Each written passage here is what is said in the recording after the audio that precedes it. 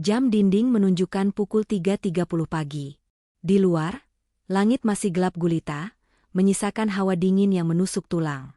Namun, bagi Aira, tidak ada waktu untuk merapatkan selimut. Rasa nyeri di punggung bawahnya sudah menjadi alarm alami yang memaksanya bangun sebelum adzan subuh berkumandang. Aira duduk perlahan di tepi tempat tidur, menahan napas sejenak saat rasa pusing menyerang. Kehamilannya baru memasuki usia 4 bulan, tetapi perutnya terasa lebih berat dari biasanya. Mungkin karena kelelahan yang menumpuk. Ia menoleh ke samping. Bayu, suaminya, masih mendengkur halus, terbungkus selimut tebal, seolah dunia dan segala bebannya tidak pernah menyentuhnya. "Enak sekali jadi kamu, Mas," bisik Aira lirih, lebih kepada dirinya sendiri. Aira menyeret langkahnya menuju dapur. Rutinitas ini sudah berjalan selama 6 bulan terakhir, sejak Ibu Harti, ibu mertuanya, terserang stroke berat yang melumpuhkan separuh tubuhnya dan menghilangkan kemampuan bicaranya. Sejak saat itu, Aira bukan hanya menjadi istri dan ibu bagi Rara, tetapi juga perawat penuh waktu bagi mertuanya. Ia mulai mencuci beras, memotong sayuran, dan menyiapkan bubur halus untuk Ibu Harti. Suara air keran yang mengalir menjadi satu-satunya teman. Sesekali, tangannya memegang perut bawahnya yang terasa kencang. "Sabar ya, Nak, kuat ya," usapnya pada perutnya yang mulai membuncit. "Bantu ibu selesaikan tugas hari ini, Ari." Pukul 5 pagi, perang yang sesungguhnya dimulai. Aira masuk ke kamar Ibu Harti. Aroma minyak kayu putih bercampur bau ompol menyengat hidungnya. Aira tersenyum lembut melihat mata mertuanya yang sudah terbuka, menatap langit-langit kamar dengan pandangan kosong namun berkaca-kaca. "Selamat pagi, Ibu. Kita bersih-bersih dulu ya," sapa Aira lembut. Meskipun Aira lelah, ia sangat menyayangi Ibu Harti. Sebelum sakit, Ibu Harti adalah mertua yang sangat baik, yang selalu membelanya ketika Bayu bersikap keras kepala. Rasa sayang itulah yang membuat Aira bertahan melakukan pekerjaan berat ini sendirian. Dengan napas terengah-engah, Aira mengangkat tubuh Ibu Harti yang cukup berisi. Ia harus mengganti popok dewasa, menyeka tubuhnya dengan air hangat, dan mengganti spray. Untuk wanita hamil, mengangkat beban seberat manusia dewasa adalah pantangan, tapi Aira tidak punya pilihan. Bayu selalu beralasan tidak tega melihat ibunya tak berdaya, atau beralasan harus segera bersiap kerja, sehingga ia tak pernah mau membantu memandikan ibunya sendiri. Aira mengerang tertahan saat rasa nyeri tajam menusuk pinggangnya ketika ia memiringkan tubuh Ibu Harti. Ibu Harti mengeluarkan suara erangan tak jelas. "Au!" Matanya menatap Aira dengan rasa bersalah. Air mata menetes dari sudut mata wanita tua itu. "Nggak apa-apa, Bu. Aira kuat kok." Aira cuma kram sedikit. Aira berbohong, tersenyum sambil menyeka air mata mertuanya. "Ibu jangan sedih ya, nanti tensinya naik." Setelah selesai mengurus Ibu Harti dan menyuapinya, Aira beralih memandikan Rara, menyiapkan seragam sekolahnya, lalu menyiapkan sarapan untuk Bayu. Keringat dingin mulai membasahi dahi Aira. Wajahnya pucat pasi. Pukul 6.30, Bayu keluar dari kamar, sudah rapi dengan kemejanya. Ia duduk di meja makan, langsung mengecek ponselnya. Wajahnya tampak cemas. "Mas, sarapan dulu," kata Aira sambil meletakkan piring nasi goreng. Bayu tidak menyentuh sendoknya. Ia terus mengetik pesan dengan cepat. "Ra, kayaknya aku nggak bisa antar Rara sekolah hari ini. Kamu pesan ojek online saja buat Rara, atau kamu antar naik motor." Aira tertegun. "Mas, aku lagi pusing banget hari ini. Perutku kram dari subuh tadi habis angkat ibu. Lagian ini mendung, kasihan Rara kalau naik motor sama aku." "Ya ampun, Ra. Manja banget sih. Dulu waktu hamil Rara kamu juga naik motor ke pasar nggak apa-apa," jawab Bayu ketus tanpa menoleh. "Mas, ini beda. Aku capek banget. Mas, tolonglah." Tiba-tiba ponsel Bayu berdering. Nama, Karin, terpampang jelas di layar. Jantung Aira mencelos. Itu bukan kali pertama nama itu muncul. Karin, mantan kekasih Bayu semasa kuliah. Cinta mati Bayu yang kandas karena orang tua Karin tidak merestui. Namun kini Karin kembali muncul setelah orang tuanya meninggal dan dia hidup sebatang kara. Bayu mengangkat telepon itu di depan Aira. Halo, Rin? Iya, ya ampun, panas banget badan kamu? Kamu sendirian? Belum makan? Oke, oke. Mas kesana sekarang. Tunggu ya, jangan panik. Bayu mematikan telepon dan langsung berdiri, menyambar kunci mobil. Mas mau kemana? Tanya Aira, suaranya bergetar menahan marah. Karin sakit parah, Ra. Demam tinggi, dia sendirian di kosannya. Dia nggak punya siapa-siapa lagi di dunia ini, yatim piatu. Aku harus bawa dia ke dokter atau belikan obat, ujar Bayu sambil memakai sepatunya terburu-buru. Dada Aira sesak. Ia mencengkeram ujung meja makan. Mas, kamu sadar nggak sih? Istrimu lagi hamil, sakit, habis ngurus ibumu yang stroke sendirian, ngurus anakmu, ngurus rumah ini. Terus sekarang kamu mau pergi ninggalin kami demi perempuan lain. Bayu berbalik, matanya melotot. Jaga mulutmu, Aira. Karin itu bukan perempuan lain. Dia teman aku, dia sedang butuh bantuan. Kamu itu punya orang tua, punya aku, punya Rara. Karin gak punya siapa-siapa. Di mana hati nurani kamu? Hati nurani? Aira tertawa getir, air matanya mulai jatuh. Kamu tanya hati nuraniku? Setiap hari aku angkat ibumu sampai perutku sakit. Mas gak pernah peduli. Sekarang Karin demam sedikit kamu panik setengah mati? Aku ini istrimu, Mas. Di perut ini ada anakmu. Kamu jangan drama. Kamu itu cuma capek. Istirahat sebentar juga sembuh. Karin itu sendirian. Ra, kalau dia mati di kosan gimana? Kamu mau tanggung jawab? Bentak Bayu. Suara bentakan itu membuat Rara yang sedang memakai sepatu menangis ketakutan. Ibu Harti di kamar terdengar mengerang keras, mungkin mendengar keributan itu. Mas, tolong jangan pergi. Temani aku. Perutku sakit banget. Aira memohon. Kali ini ia benar-benar merasakan kontraksi yang tidak wajar. Ia memegangi perut bawahnya dengan kedua tangan. Bayu menatap Aira sekilas, terlihat ragu sejenak, tapi kemudian ponselnya bergetar lagi. Pesan dari Karin.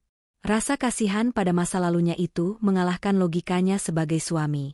Aku cuma sebentar. Nanti aku balik lagi. Kamu minum obat, tiduran. Jangan manja, kasihan ibu kalau dengar kita ribut.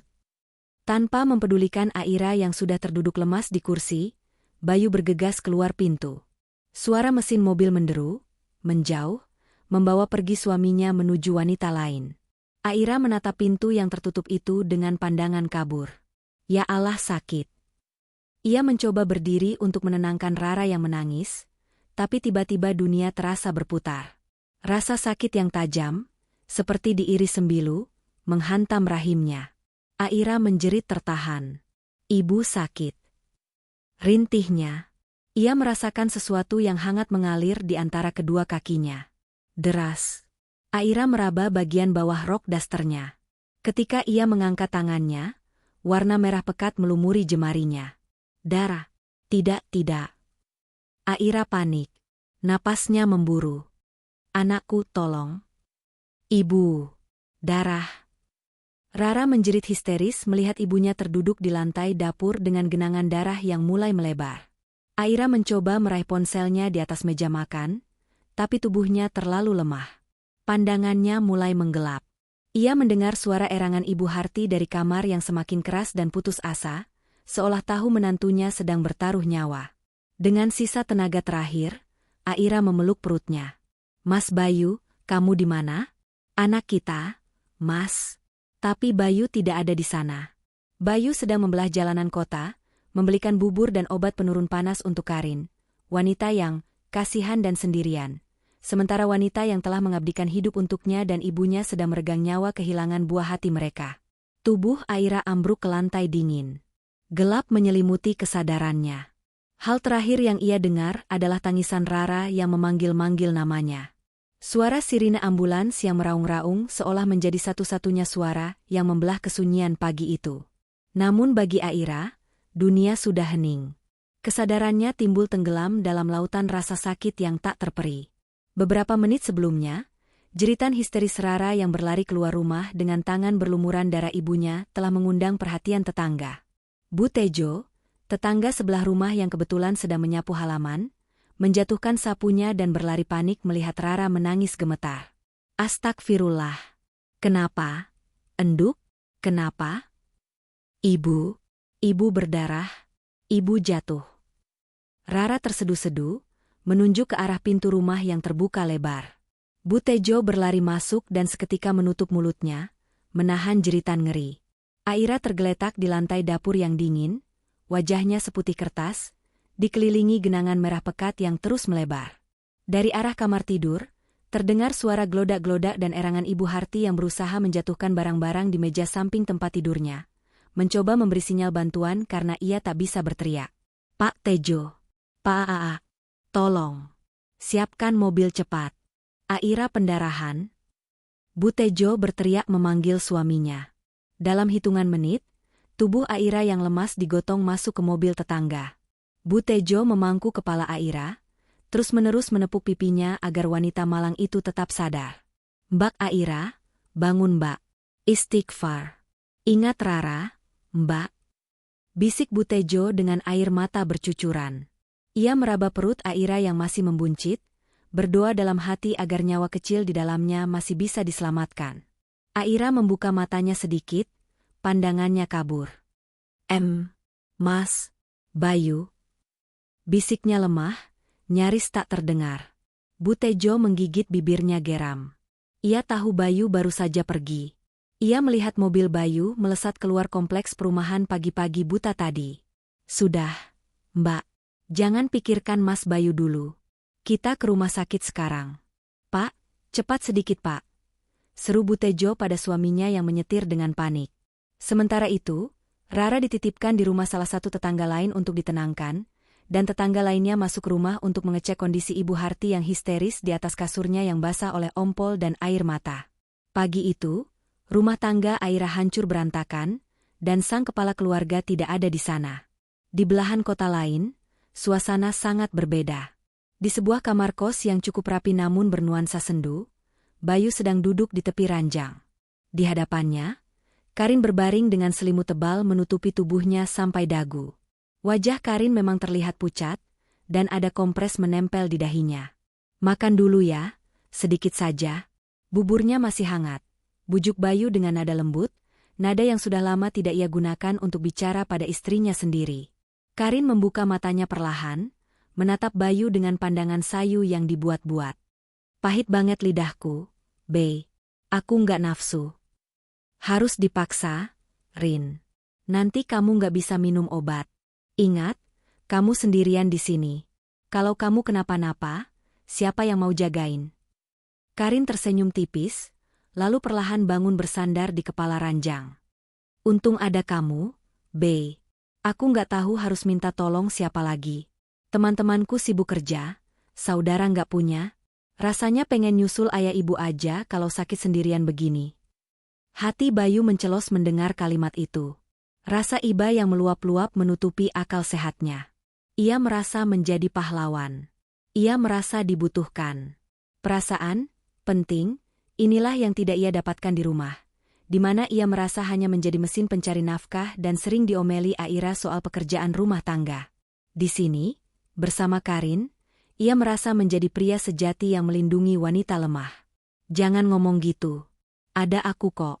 Aku bakal pastiin kamu sembuh, kata Bayu sambil menyuapkan sesendok bubur ke mulut Karin. Ponsel Bayu yang diletakkan di atas meja nakas bergetar. Layarnya menyala. Nama, Bu Tejo tetangga, muncul di layar. Bayu melirik sekilas, lalu mengabaikannya. Paling minta sumbangan 17-an atau arisan, pikirnya. Ia tidak ingin momen heroiknya bersama Karin terganggu. Ponsel itu berhenti bergetar, lalu bergetar lagi. Kali ini nama, Pak Hadi, mertua, yang muncul. Bayu mengerutkan kening. Tumben mertuanya menelepon pagi-pagi. Tapi saat ia hendak meraih ponsel, tangan Karin menahan lengannya. Kepalaku pusing banget, pijitin sebentar bisa? Rengek Karin manja. Bayu menarik tangannya kembali dari ponsel. Iya. Sini aku pijit pelipisnya. Panggilan dari Pak Hadi pun mati tanpa terjawab. Di layar ponsel itu, kini ada 15 panggilan tak terjawab. 3 dari Aira, saat Aira masih sadar, 5 dari Butejo, dan 7 dari orang tua Aira.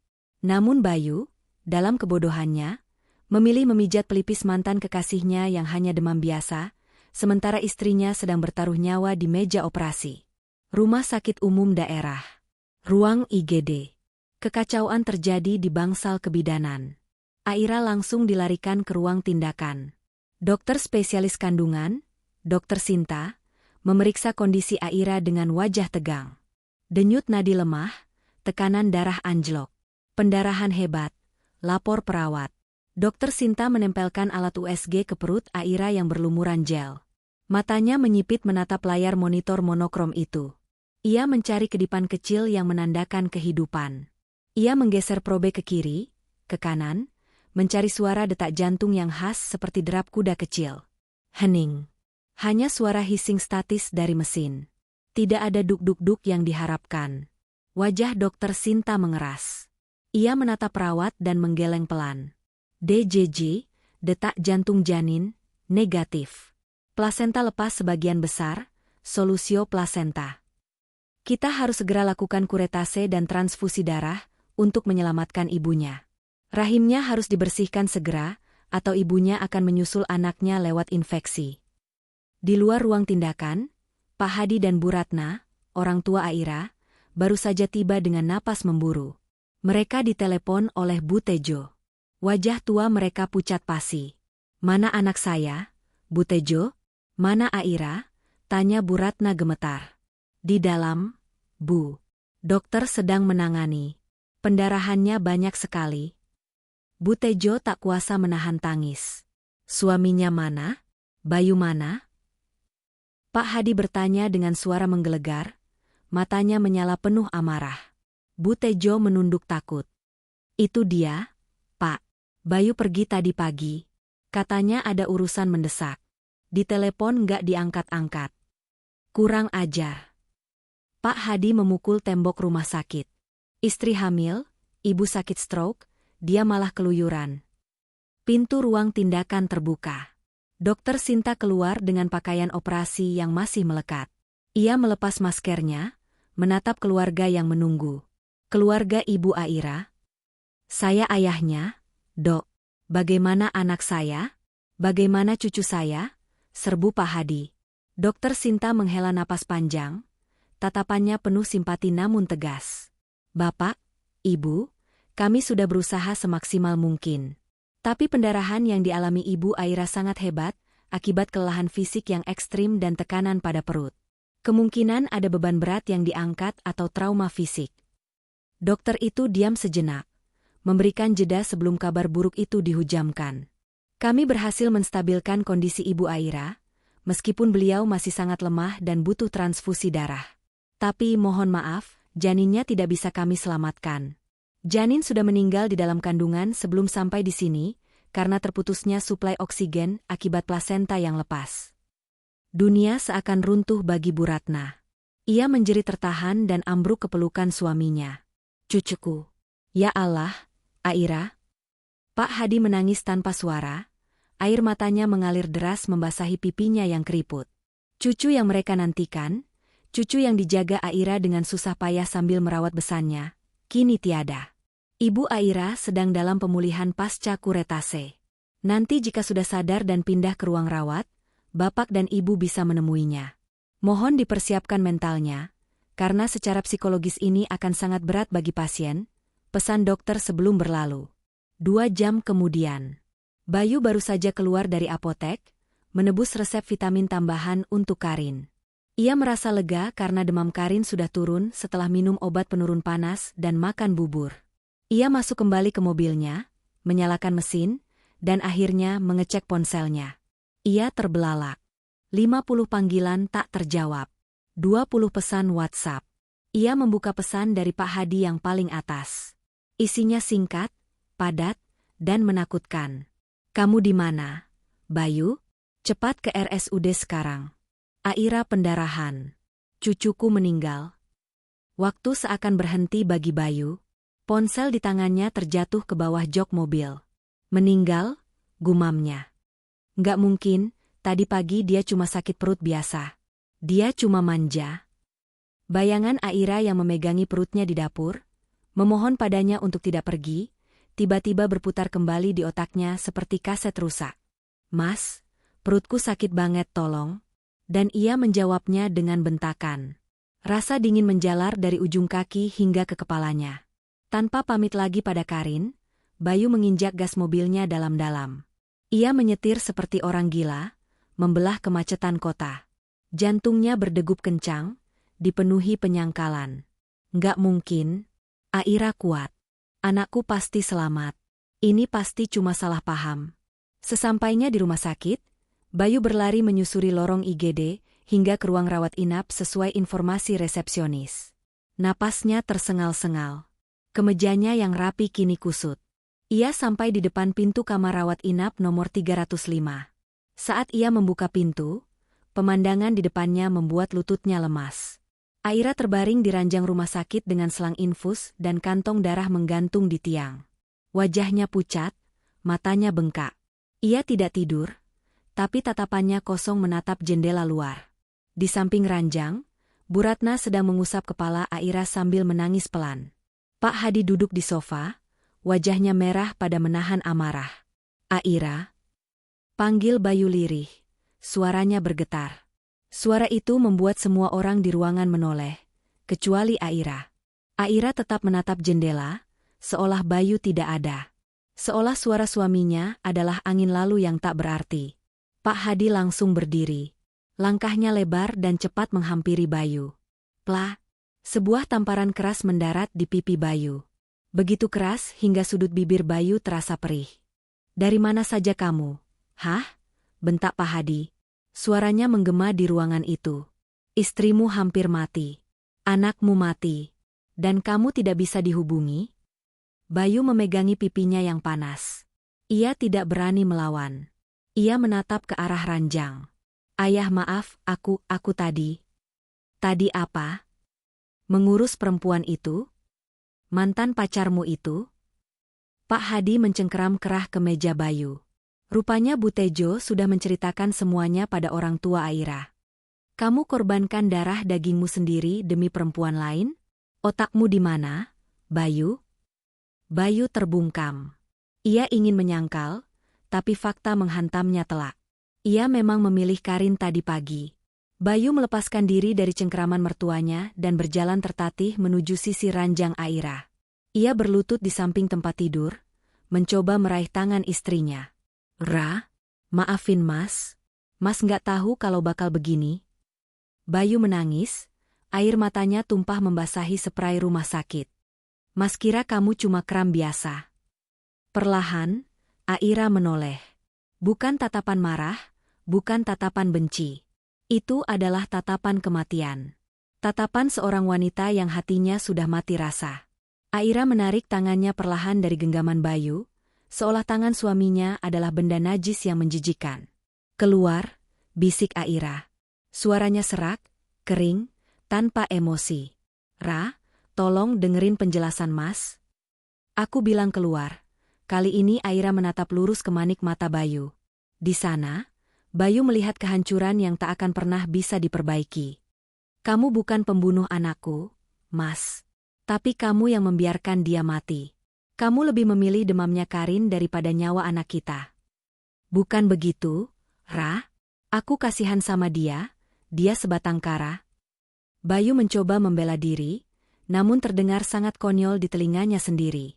Aira tertawa kecil, tawa yang menyayat hati. "Dia sebatang kara? Sekarang anakku yang sebatang kara di kuburan sana, Mas. Sendirian. Dingin. Karena bapaknya sibuk menyuapi wanita lain." Kata-kata itu menohok jantung Bayu lebih tajam dari pisau manapun. "Pergilah, Mas," lanjut Aira, memalingkan wajahnya kembali ke jendela. Air mata menetes dari sudut matanya, jatuh ke bantal. "Uruslah Karin MU itu.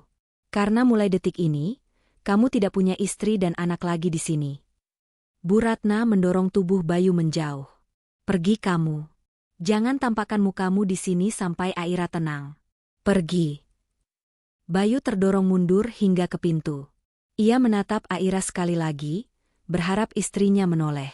Tapi Aira tidak bergeming. Bayu telah kehilangan haknya untuk dimaafkan. Dengan langkah gontai, Bayu keluar dari kamar rawat. Di lorong rumah sakit yang dingin, ia merosot duduk di lantai, menjambak rambutnya sendiri. Arg! Bayu meraung, memukul lantai. Rasa penyesalan itu datang menghantamnya seperti tsunami. Tapi seperti kata pepatah, penyesalan selalu datang terlambat.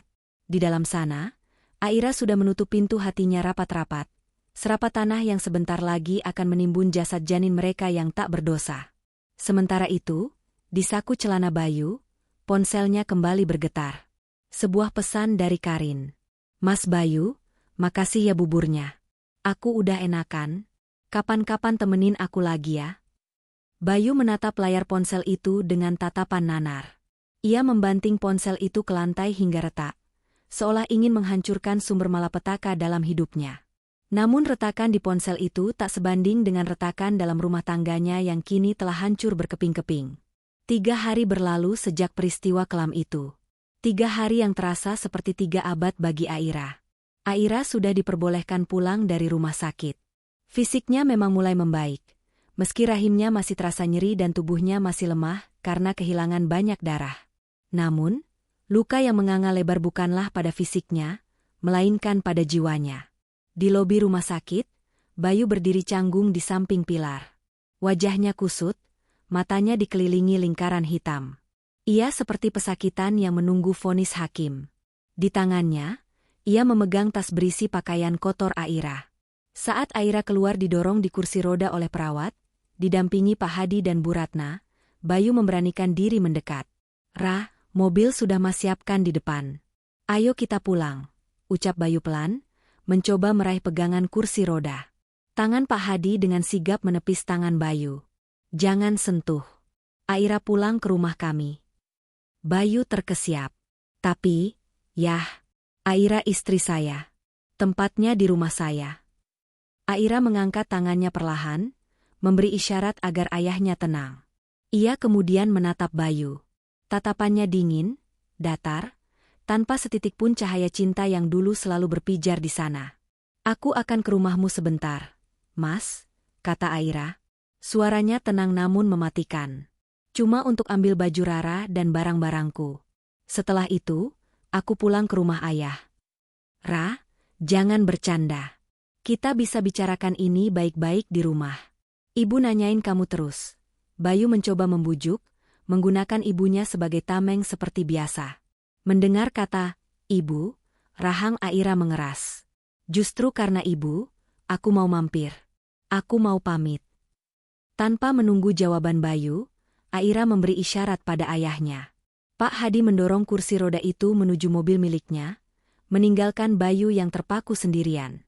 Bayu tidak punya pilihan selain mengikuti mobil mertuanya dari belakang dengan perasaan berkecamuk. Sesampainya di rumah, suasana terasa asing bagi Aira. Rumah tipe 45 yang selama 5 tahun ini ia rawat dengan penuh cinta, kini terasa dingin dan suram. Debu tipis mulai terlihat di meja ruang tamu, bukti bahwa selama 3 hari Aira tidak ada tangan yang menyentuh kebersihan rumah ini. Dengan langkah tertatih, dibantu ibunya, Aira masuk ke kamar utama. Ia mengeluarkan koper besar dari atas lemari. "Bu, tolong masukkan baju-baju Rara dan baju Aira yang penting saja. Sisanya biar nanti Aira minta tolong orang ambil atau dibuang saja," pinta Aira pada Bu Ratna. Bayu berdiri di ambang pintu kamar, menatap nanar pemandangan itu. Istrinya sedang berkemas. Istrinya benar-benar akan pergi. "Ra, kamu tega? Kamu tega ninggalin aku sama ibu? Rara gimana? Masa depan Rara gimana kalau orang tuanya pisah?" Bayu mulai panik. Suaranya meninggi. Aira tidak menoleh. Ia terus melipat baju Rara. "Masa depan Rara sudah kamu hancurkan saat kamu membiarkan adiknya mati, Mas. Kamu yang memilih menghancurkan keluarga ini demi mantan pacarmu. Itu kecelakaan, Ra. Aku nggak tahu kalau bakal fatal." Aira berbalik, menatap tajam. "Ketidaktahuanmu itu karena ketidakpedulianmu. Sudah cukup, Mas. Keputusanku bulat. Surat gugatan cerai akan segera diurus pengacaraku." Kata cerai itu menghantam dada Bayu bak palu godam. Lututnya lemas. Ia merosot duduk di lantai. Setelah selesai berkemas, Aira berjalan perlahan menuju kamar Ibu Harti. Ini adalah bagian tersulit. Aroma tak sedap langsung menyergap hidung begitu pintu kamar dibuka. Bau pesing yang menyengat bercampur bau obat. Rupanya selama 3 hari ini, Bayu hanya mengganti popok ibunya seadanya, tanpa memandikan atau membersihkan kamar dengan benar. Di atas ranjang, Ibu Harti terbaring lemah. Wajahnya pucat, matanya cekung. Saat melihat Aira masuk, mata tua itu langsung membelalak. Air mata seketika mengalir dari sudut matanya. Mulutnya yang miring berusaha mengucapkan sesuatu. "Aira." Suara itu keluar parau dan tak jelas. Aira mendekat, duduk di tepi ranjang. Hatinya hancur melihat kondisi mertuanya. Betapapun ia membenci Bayu, ia tulus menyayangi Ibu Harti. Wanita tua ini tidak bersalah atas kelakuan anaknya. Aira menggenggam tangan keriput Ibu Harti yang dingin. "Ibu." Aira terisak pelan. Pertahanannya runtuh di hadapan wanita yang sudah dianggapnya ibu kandung itu. "Maafin Aira ya, Bu. Aira nggak bisa ngerawat ibu lagi." Ibu Harti menggeleng lemah, air matanya deras membasahi bantal. Tangan kirinya yang masih bisa digerakkan sedikit meremas tangan Aira, seolah menahan agar menantunya tidak pergi. "Aira harus pergi, Bu. Aira sudah nggak kuat hidup sama Mas Bayu." "Hati Aira sakit sekali, Bu. Anak Aira meninggal." Aira menempelkan tangan Ibu Harti ke pipinya yang basah. Mendengar itu, Ibu Harti menangis semakin keras. Suara raungannya menyayat hati.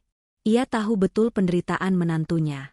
Ia menjadi saksi bisu bagaimana Aira membanting tulang mengurusnya, sementara anaknya sendiri sibuk dengan urusan lain. "Maafkan Aira karena harus meninggalkan ibu dalam kondisi begini. Tapi Aira janji, Aira akan tetap mendoakan ibu dari jauh. Ibu harus sehat, ya. Ibu harus kuat."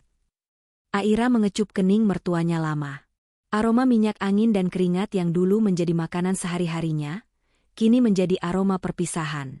Saat Aira berdiri hendak pergi, Bayu masuk ke kamar itu. "Kamu lihat, Ra? Ibu nangis. Kamu tega ninggalin orang tua sakit stroke sendirian? Siapa yang ngurus ibu kalau bukan kamu?" Bayu mencoba memanipulasi perasaan bersalah Aira. Aira menghapus air matanya, lalu menatap Bayu dengan sorot mata yang membuat nyali Bayu ciut. "Itu ibumu, Mas. Ibumu," tekan Aira pada setiap kata. "Darah dagingmu. Surga di telapak kakinya. Selama ini aku mengambil alih tugasmu sebagai bentuk baktiku pada suami. Tapi ketika kamu tidak lagi menghargaiku sebagai istri, maka kewajibanku gugur. Tapi aku kerja, Ra. Aku cari nafkah.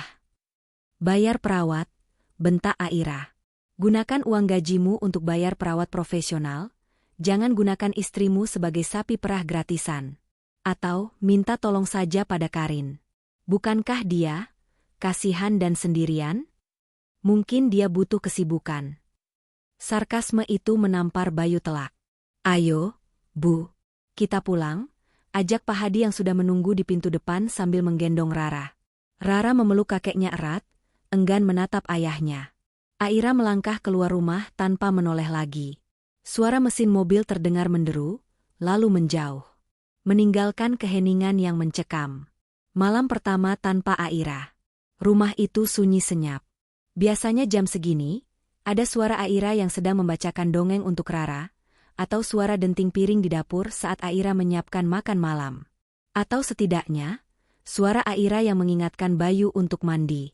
Kini, hanya ada suara detak jam dinding dan suara napas Ibu Harti yang berat dari kamar sebelah. Bayu duduk di sofa ruang tengah, menatap layar televisi yang mati. Perutnya lapar. Tidak ada makanan di meja makan. Biasanya Aira selalu menyisihkan lauk untuknya sepulang kerja. "Sial," umpat Bayu. Ia mengambil ponselnya, memesan makanan cepat saji. Baru saja ia meletakkan ponsel, terdengar suara erangan dari kamar ibunya. Bayu menghela napas panjang. Ia bangkit dengan malas menuju kamar ibunya. "Kenapa, Bu? Haus?" tanyanya. Ibu Harti menatapnya dengan pandangan memohon, lalu melirik ke bagian bawah tubuhnya. Bau menyengat langsung tercium.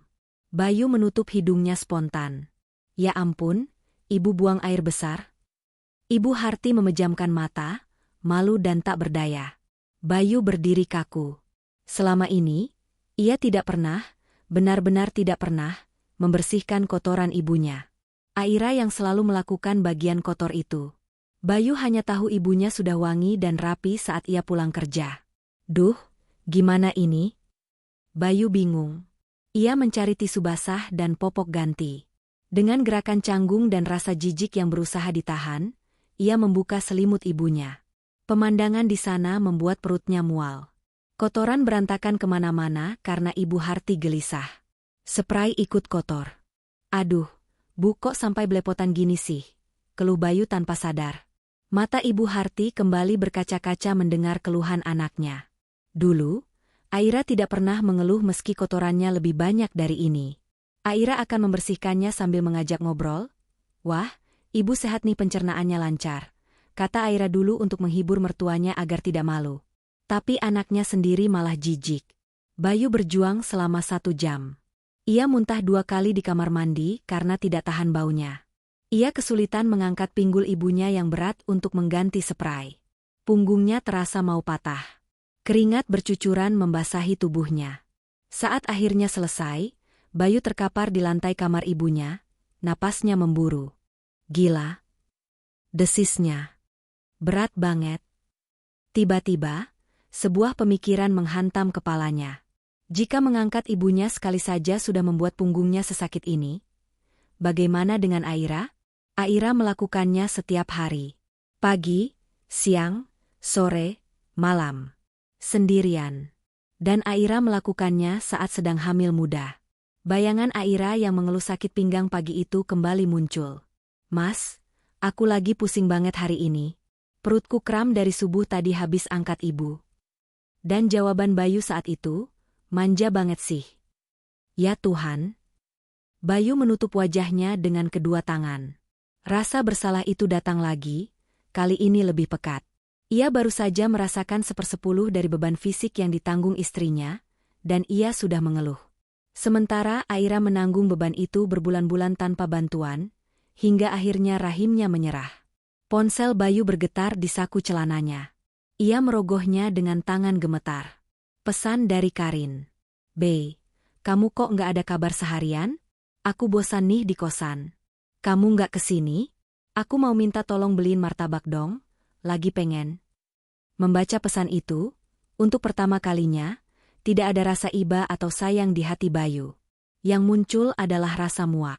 Di sini, dia baru saja bergulat dengan kotoran dan rasa bersalah yang membunuh, kehilangan istri dan anak. Sementara Karin dengan entengnya meminta martabak karena bosan. Bayu melempar ponselnya ke sofa. Ia tidak membalasnya. Seminggu kemudian, kehidupan Bayu berubah menjadi neraka dunia. Rumahnya berantakan seperti kapal pecah. Cucian piring menumpuk di wastafel hingga berjamur. Pakaian kotor menggunung di sudut kamar. Bayu sering terlambat masuk kerja karena harus mengurus ibunya dulu di pagi hari.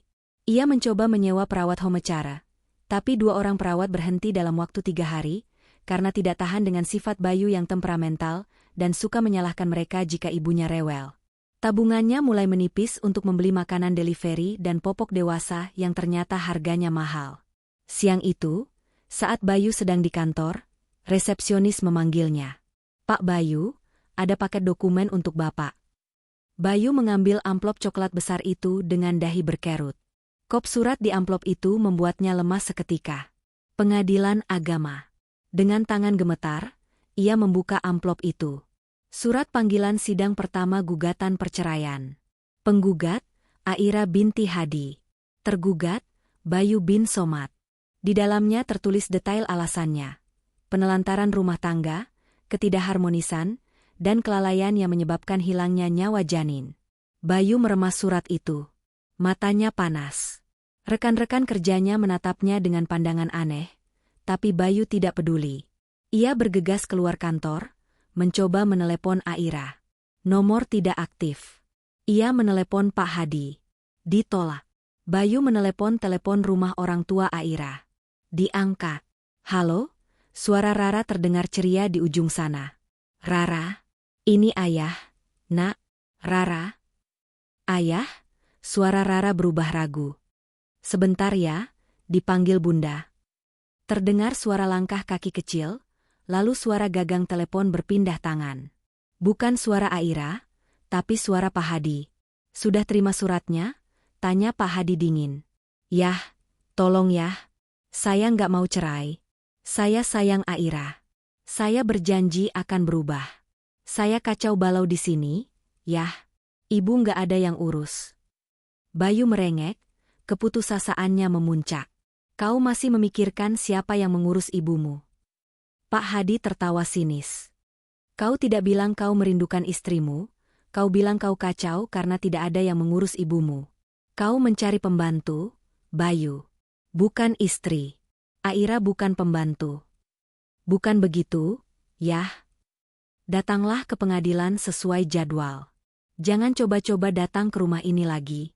Aira sedang terapi pemulihan trauma. Jika kau datang dan membuatnya stres, aku tidak akan segan-segan lapor polisi atas tindakan tidak menyenangkan. Klik. Sambungan telepon diputus. Bayu menatap ponselnya dengan tatapan kosong. Dunianya runtuh. Benar-benar runtuh. Di tengah kekalutan itu, ponselnya berbunyi lagi. Karin menelepon. Bayu mengangkatnya dengan emosi yang meluap. Apalagi, Rin? Lo, kok ngebentak? B, aku mau minta tolong, keran air di kamar mandiku bocor. Bisa kesini benerin nggak? Terus kalian antar aku kontrol ke dokter. Badanku agak nggak enak lagi. Darah mendesir naik ke kepala Bayu. Rin? Suara Bayu bergetar menahan amarah. Gara-gara nganter kamu ke dokter waktu itu, anakku mati. Istriku minta cerai. Hidupku hancur. Dan sekarang kamu minta benerin keran? Hah? Maksud kamu apa? B, kok nyalahin aku? Kan kamu yang mau datang sendiri? Diam kamu. Bayu berteriak di lobi kantor, membuat semua orang menoleh. Jangan hubungi aku lagi. Urus hidupmu sendiri. Aku muak. Bayu mematikan telepon. Napasnya memburu. Ia menyandarkan punggungnya ke dinding, lalu perlahan merosot ke lantai. Ia menangis. Menangis seperti anak kecil yang kehilangan arah. Ia baru sadar, selama ini ia memegang berlian di tangannya, tapi ia membuangnya demi memungut kerikil. Dan sekarang, berlian itu telah hilang, sementara kerikil itu hanya menambah luka di telapak tangannya. Di rumah orang tua Aira, Aira duduk di teras memandang matahari sore. Wajahnya masih pucat, tapi ada ketenangan di sana.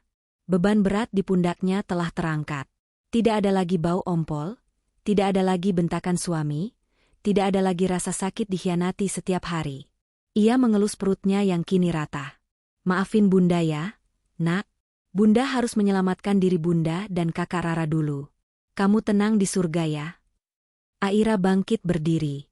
Hari ini dia punya janji wawancara kerja lewat Zoom dengan teman lama ayahnya yang memiliki perusahaan catering. Ia harus bangkit. Ia harus.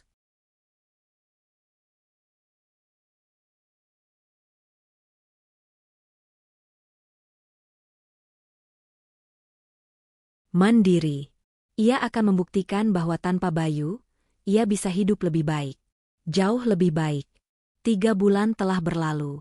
Waktu, meskipun tidak bisa menyembuhkan luka sepenuhnya, setidaknya membantu mengeringkan permukaannya. Aira menatap pantulan dirinya di cermin toilet kantor. Kemeja kerja berwarna pastel membalut tubuhnya yang kini terlihat lebih segar. Wajahnya tidak lagi pucat dan cekung seperti saat di rumah sakit dulu.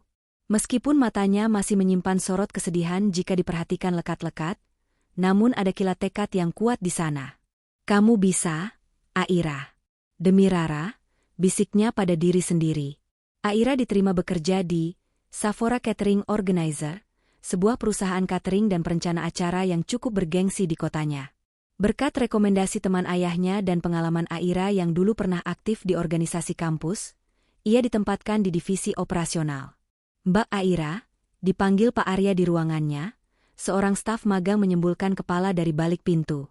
Jantung Aira berdegup sedikit kencang. Pak Arya adalah pemilik perusahaan ini. Sosok yang jarang bicara, tegas, namun dikenal sangat menghargai karyawannya. Aira merapikan jilbabnya dan bergegas menuju ruangan pimpinan. "To, masuk," terdengar suara bariton yang tenang dari dalam.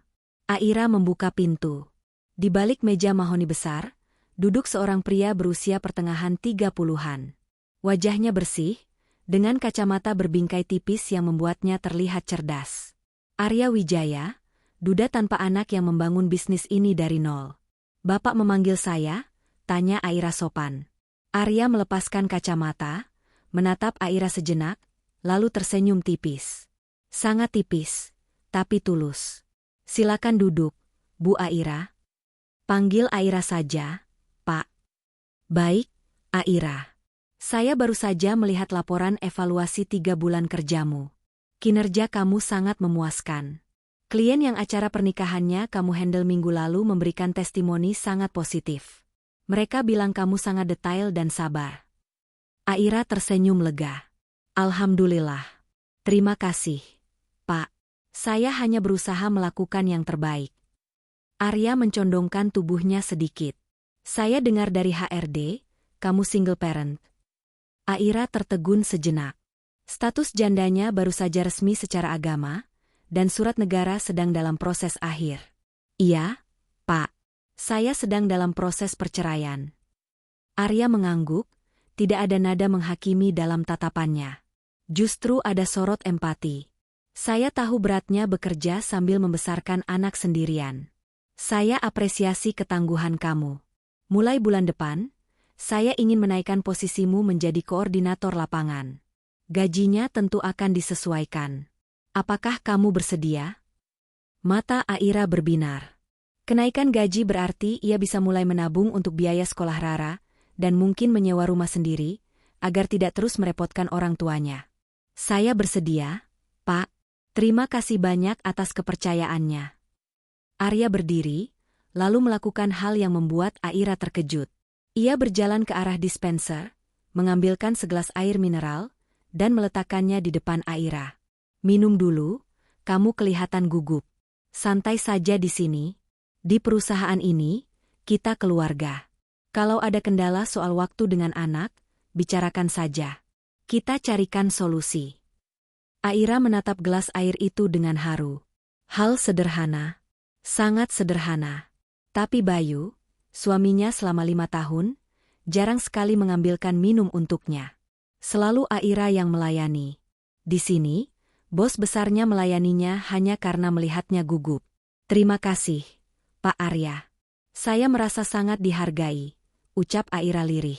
"Setiap manusia layak dihargai, Aira. Apalagi wanita yang bekerja keras demi anaknya," jawab Arya lembut. Hari itu, Aira pulang dengan senyum yang merekah. Ia merasa menjadi manusia kembali. Ia merasa diratukan di tempat kerjanya. Sebuah perasaan yang sudah lama mati di rumah tangganya yang dulu. Sementara Aira mulai menata kepingan hidupnya, kehidupan Bayu justru sedang terjun bebas ke dasar jurang. Rumah Bayu kini lebih mirip gudang terbengkalai. Aroma tidak sedap menguar hingga ke teras. Tetangga mulai bergunjing, tapi tak ada yang berani menegur karena Bayu menjadi sangat sensitif dan mudah marah. Di dalam kamar, kondisi Ibu Harti semakin memprihatinkan. Punggung dan pinggulnya mulai memerah dan lecet, tanda awal decubitus, luka baring, karena Bayu jarang memiringkan tubuh ibunya. Bayu tidak tahu ilmunya, dan ia terlalu lelah untuk mencari tahu. "Bayu sakit," rintih Ibu Harti. Suaranya serak karena jarang minum. Bayu yang baru pulang kerja, melempar tasnya ke sofa. Ia lelah luar biasa. Di kantor, ia baru saja mendapat surat peringatan kedua, SP2, karena kinerjanya merosot tajam. Ia sering terlambat dan sering melamun. "Iya, Bu. Sebentar. Aku baru duduk," bentak Bayu dari ruang tengah. Bentakan itu membuat Ibu Harti terdiam, air mata kembali mengalir di pipi keriputnya. Ia rindu Aira. Rindu sentuhan lembut menantunya yang memandikannya dengan sabar. Rindu suara Aira yang mengaji di sampingnya. Kini, yang ia dengar hanya bentakan dan keluhan anak kandungnya sendiri. Tiba-tiba, terdengar ketukan pintu. Bayu menyeret langkahnya untuk membuka pintu. Harapannya melambung sedikit, mungkin Karin datang membawakan makanan. Saat pintu terbuka, memang Karin yang berdiri di sana. Tapi penampilannya berbeda. Karin terlihat sangat cantik, memakai gaun selutut yang mahal, tas bermerek, dan riasan wajah yang sempurna. Aroma parfum mahal menyeruak, kontras dengan bau apek dari dalam rumah Bayu. "Rin? Tumben rapi banget? Mau ajak aku makan?" tanya Bayu dengan mata berbinar. Karin tidak tersenyum. Ia memandang Bayu dari ujung rambut sampai ujung kaki. Bayu terlihat berantakan, kemejanya kusut, wajahnya kusam dan belum bercukur. "Aku nggak mau masuk. Bau banget rumahmu," kata Karin sambil menutup hidungnya dengan sapu tangan. Bayu tersinggung, tapi ia menahannya. "Maaf, aku belum sempat beres-beres. Ibu lagi rewel." "Ada apa, Rin?" Karin menarik napas panjang, lalu menatap Bayu dingin. "Aku mau pamit, Pamit? Mau kemana?"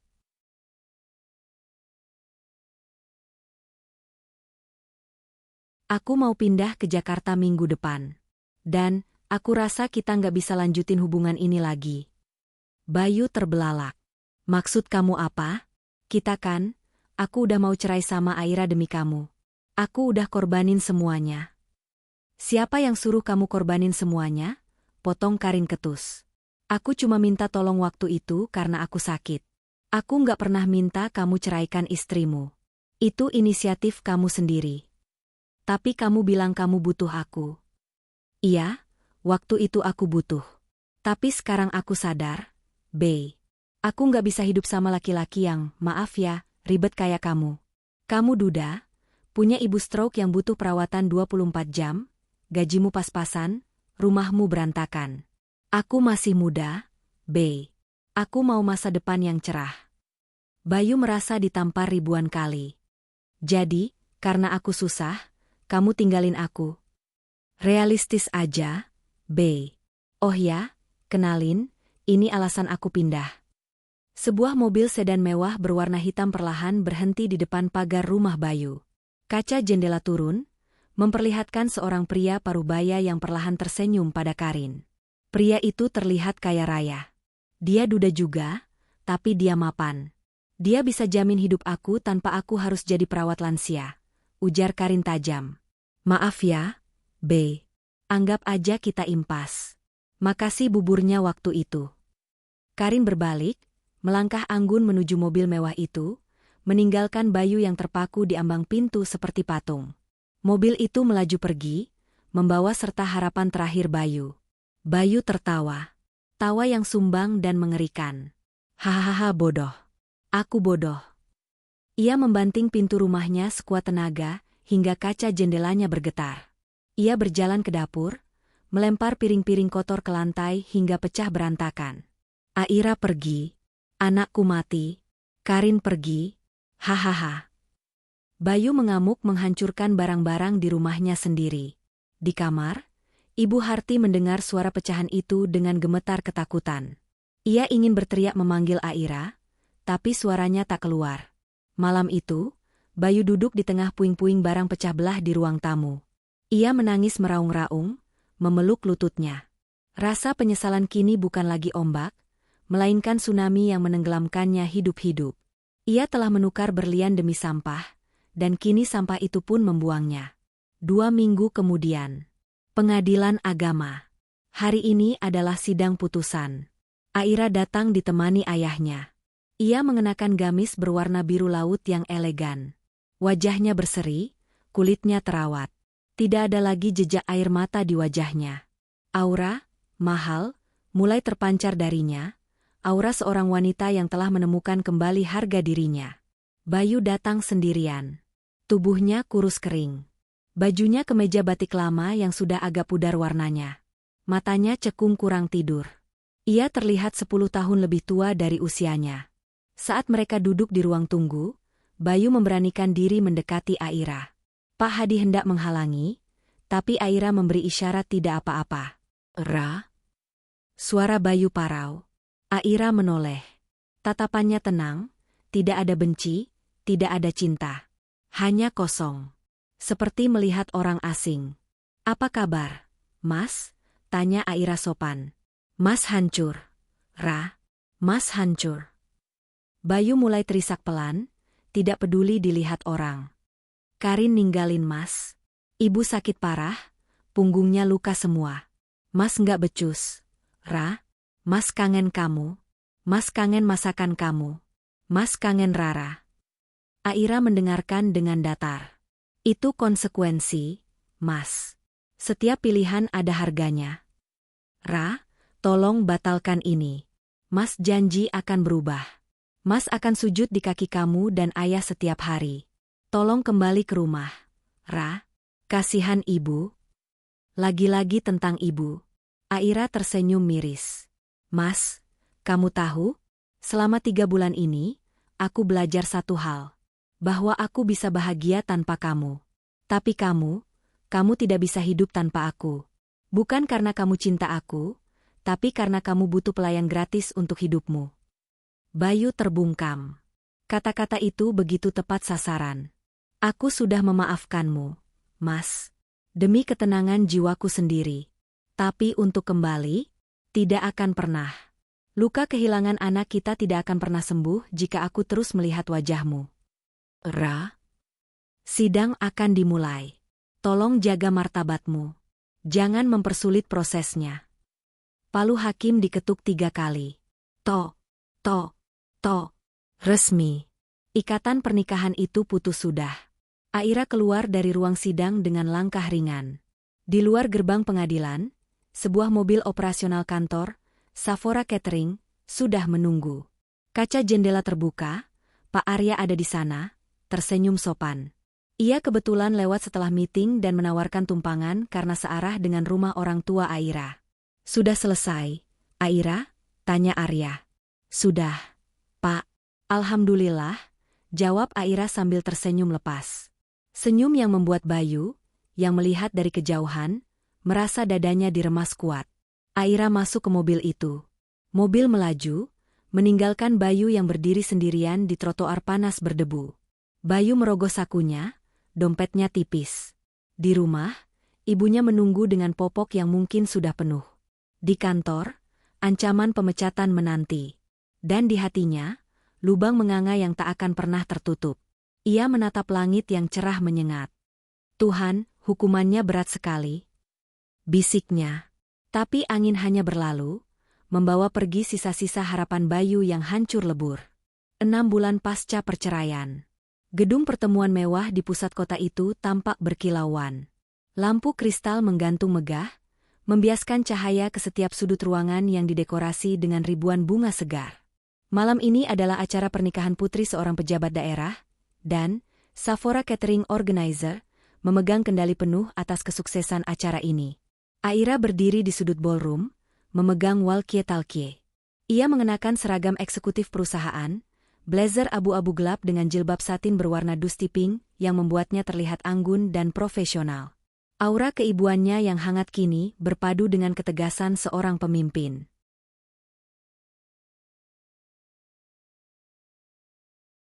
Tim konsumsi, tolong pastikan refill area VIP jangan sampai kosong. Tim kebersihan, ada gelas pecah di meja nomor 9, segera tangani dalam 1 menit. Instruksi Aira terdengar tenang namun tegas melalui alat komunikasinya. Di kejauhan, Arya mengamati Aira.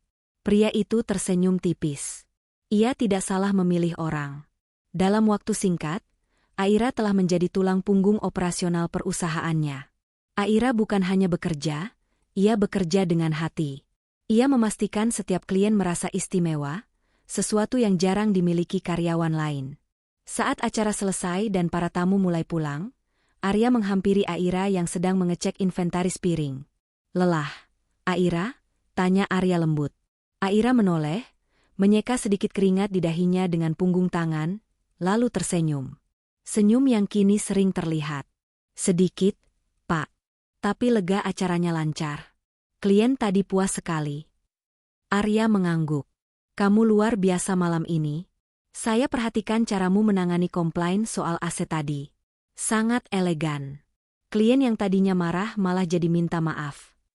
Ah, itu berkat pelatihan dari Bapak juga, jawab Aira merendah. Arya menatap Aira lekat. Aira, besok kamu libur kan? Iya, Pak. Jadwal saya libur besok. Rencana mau ajak Rara main ke taman kota. Boleh saya ikut? Tanya Arya tiba-tiba. Aira terdiam, sedikit terkejut. Arya buru-buru menambahkan, maksud saya, keponakan saya yang seumuran Rara kebetulan sedang menginap di rumah saya. Saya pikir mungkin Rara butuh teman bermain, dan saya jujur saja, saya kurang pandai mengurus anak kecil sendirian. Alasan yang terdengar sedikit dibuat-buat, tapi tulus. Aira bisa melihat ketulusan di mata pria itu. Selama bekerja di sana, Arya tidak pernah sekalipun bersikap kurang ajar. Arya selalu menjaga jarak yang sopan, namun selalu ada untuk membantu hal-hal kecil. Seperti membukakan pintu mobil, memastikan Aira sudah makan siang, atau membelikan vitamin saat Aira terlihat flu. Perlakuan yang membuat Aira merasa dihargai, diratukan. Boleh, Pak. Rara pasti senang ada teman baru, jawab Aira akhirnya. Terima kasih, Aira. Dan satu lagi, tolong berhenti panggil saya, Bapak, kalau di luar kantor. Panggil, Mas Arya, saja. Saya belum setua itu, canda Arya. Aira tertawa kecil. Tawa yang renyah dan lepas. Baik, Mas Arya. Malam itu, Aira pulang dengan hati yang hangat. Ia menyadari satu hal, lukanya belum sembuh total, tapi ia sudah tidak lagi berdarah. Ia sedang berjalan menuju kesembuhan. Sementara itu, di sisi lain kota, badai besar sedang menghantam kehidupan Bayu. Pagi itu, Bayu datang terlambat ke kantor untuk yang kesekian kalinya. Kemejanya tampak kusut di bagian punggung karena ia lupa menyetrikanya. Matanya merah dan bengkak. Semalam, Ibu Harti rewel luar biasa, berteriak-teriak tidak jelas hingga pukul 3 pagi, membuat Bayu tidak bisa tidur. Begitu sampai di kubikelnya, Bayu tidak disambut dengan tumpukan pekerjaan seperti biasa, melainkan panggilan dari HRD. Bayu melangkah gontai menuju ruangan manajer HRD. Perasaannya tidak enak. Di dalam ruangan, Pak Rudi, manajer HRD, dan Pak Gunawan, atasan langsung Bayu, sudah duduk dengan wajah serius. Sebuah amplop putih tergeletak di atas meja. Duduk, Bayu, kata Pak Rudi dingin. Bayu duduk, tangannya gemetar di atas lutut. Ada apa ya, Pak? Bayu, kami sudah memberikan toleransi yang sangat besar untuk kamu. Pak Gunawan membuka pembicaraan. 3 bulan terakhir ini performa kamu bukan hanya turun, tapi hancur. Laporan banyak yang salah. Klien komplain karena kamu sulit dihubungi, dan absensi kamu sangat buruk. Pak, tolong mengerti. Potong Bayu cepat. Suaranya parau memelas. Ibu saya sakit stroke, Pak. Saya sendirian merawatnya. Istri saya, maksud saya mantan istri saya pergi. Saya benar-benar kewalahan. Pak Gunawan menghela napas kasar. Saya tahu, Bayu. Kami semua tahu masalah pribadimu. Tapi ini perusahaan profesional, bukan panti sosial. Kami menggajimu untuk bekerja, bukan untuk mendengar keluhan rumah tanggamu setiap hari. Klien tidak mau tahu ibumu sakit atau kamu duda. Klien maunya pekerjaan beres. Kata-kata itu menohok ulu hati Bayu. Dengan berat hati, manajemen memutuskan untuk mengakhiri hubungan kerja dengan kamu per hari ini, kata Pak Rudi sambil menyodorkan amplop putih itu. Ini surat pemutusan hubungan kerja, PHK. Karena ini dikategorikan indisipliner berat dan sudah SP3. Pesangon yang kamu terima hanya sesuai aturan dasar. Tidak ada bonus. Dunia Bayu runtuh seketika. Pak, tolong Pak. Bayu memelas, air matanya menetes. Harga dirinya sudah hilang. Kalau saya dipecat, saya makan apa? Ibu saya butuh obat, butuh popok. Cicilan rumah masih jalan. Tolong kasih saya kesempatan 1 kali lagi. Saya janji akan lembur. Pak Rudi menggeleng tegas. Keputusan sudah final, Bayu. Silakan kemasi barang-barangmu sekarang. Security akan mendampingi. Bayu diseret keluar dari realitas kehidupannya sebagai pegawai kantoran. Ia mengemasi foto Rara yang ada di meja kerjanya, foto lama saat keluarga mereka masih utuh. Foto di mana Aira tersenyum manis sambil menggendong Rara. Ia berjalan keluar gedung kantor dengan sebuah kotak kardus di tangan. Matahari siang itu terik menyengat, seolah mengejek nasibnya. "Gimana ini?" gumam Bayu. "Gimana aku beli obat ibu?" Bayu menyalakan mesin motornya yang belum diservis berbulan-bulan. Ia melaju tanpa tujuan, hingga akhirnya motor itu berbelok ke arah perumahan tempat Aira tinggal bersama orang tuanya. Ia tahu ia dilarang ke sana. Tapi keputusasaan membuatnya nekat. Ia memarkir motor agak jauh, lalu mengintai dari balik pohon. Ia berharap bisa melihat Aira. Ia berharap bisa memohon belas kasihan. Mungkin Aira mau meminjamkan uang. Atau mungkin Aira mau kembali demi kasihan padanya.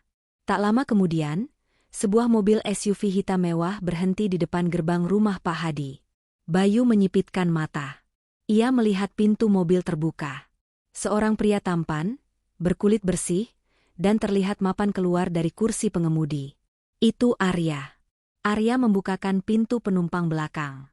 Keluarlah Aira dan Rara. Napas Bayu tercekat. Aira terlihat cantik sekali. Jauh lebih cantik daripada saat masih menjadi istrinya. Aira mengenakan pakaian kasual yang modis namun sopan. Wajahnya berseri-seri saat tertawa menanggapi ucapan Arya. Dan Rara, anak kandungnya sendiri, terlihat melompat gembira lalu menggandeng tangan Arya. "Om Arya, nanti ajarin Rara main layangan lagi ya?" seru Rara terdengar samar-samar. "Siap, Tuan Putri," jawab Arya sambil mengacak rambut Rara sayang. Aira tersenyum melihat interaksi itu. Arya kemudian menyerahkan sebuah bungkusan belanjaan kepada Aira. Mereka tidak bersentuhan fisik, tapi tatapan mata mereka menyeratkan rasa hormat dan kenyamanan yang dalam. Bayu yang bersembunyi di balik pohon merasa dadanya sesak bukan main. Panas, perih, cemburu. Dulu, posisi itu miliknya. Dulu, tawa Aira itu miliknya. Dulu, Rara menggandeng tangannya. Tapi ia menukarnya demi mengurus Karin yang sedang demam. Ia menukarnya demi ego sesaat. Bajingan. Umpat Bayu pada dirinya sendiri sambil memukul batang pohon hingga tangannya lecet. Harusnya aku yang di sana. Harusnya aku. Bayu ingin lari ke sana, berteriak, memisahkan mereka. Tapi ia melihat ke arah dirinya sendiri. Kemeja kusut, bau keringat, pengangguran, wajah kusam. Lalu ia melihat Arya. Bersih, wangi, mapan, berwibawa. Ia kalah telak. Ia tidak punya muka untuk menampakkan diri. Dengan hati hancur lebur, Bayu memutar balik motornya. Ia pulang ke neraka pribadinya. Sesampainya di rumah, bau busuk menyambutnya. Lebih parah dari biasanya. Bayu melempar kardus barang-barangnya ke lantai. Ia berjalan ke kamar ibunya. Ibu Harti tergeletak di lantai. Rupanya wanita tua itu mencoba turun dari tempat tidur untuk mengambil air minum karena haus, tapi terjatuh dan tidak bisa bangun lagi. Di sekitarnya ada genangan air seni. "Ibu!" Bayu berteriak frustrasi. Bukan karena khawatir, tapi karena lelah. "Kenapa sih ibu nggak diam aja di kasur?" "Aku capek, Bu. Aku baru dipecat. Aku nggak punya uang. Sekarang ibu malah nambah kerjaan." Bayu mengangkat tubuh ibunya dengan kasar, melemparnya kembali ke atas kasur. Ibu Harti menangis. Bukan karena sakit badannya, tapi karena sakit hatinya dibentak anak sendiri. Ia menatap Bayu dengan tatapan nanar, mulutnya komat-kamit berusaha bicara. "Aira aamana." Bayu menjambak rambutnya sendiri. "Aira nggak ada. Aira udah bahagia sama orang kaya. Aira udah lupa sama kita. Ini semua gara-gara ibu. Coba ibu nggak sakit, aku nggak bakal stres kayak gini." Bayu melampiaskan kekalahannya pada ibunya yang tak berdaya. Padahal jauh di lubuk hatinya, ia tahu. Ini bukan salah ibunya. Ini salahnya yang tidak bisa memuliakan istri. Karena ia tidak memuliakan istri, rezekinya diputus Tuhan. Rumah tangganya hancur. Ketenangannya hilang. Malam itu, listrik rumah Bayu padam.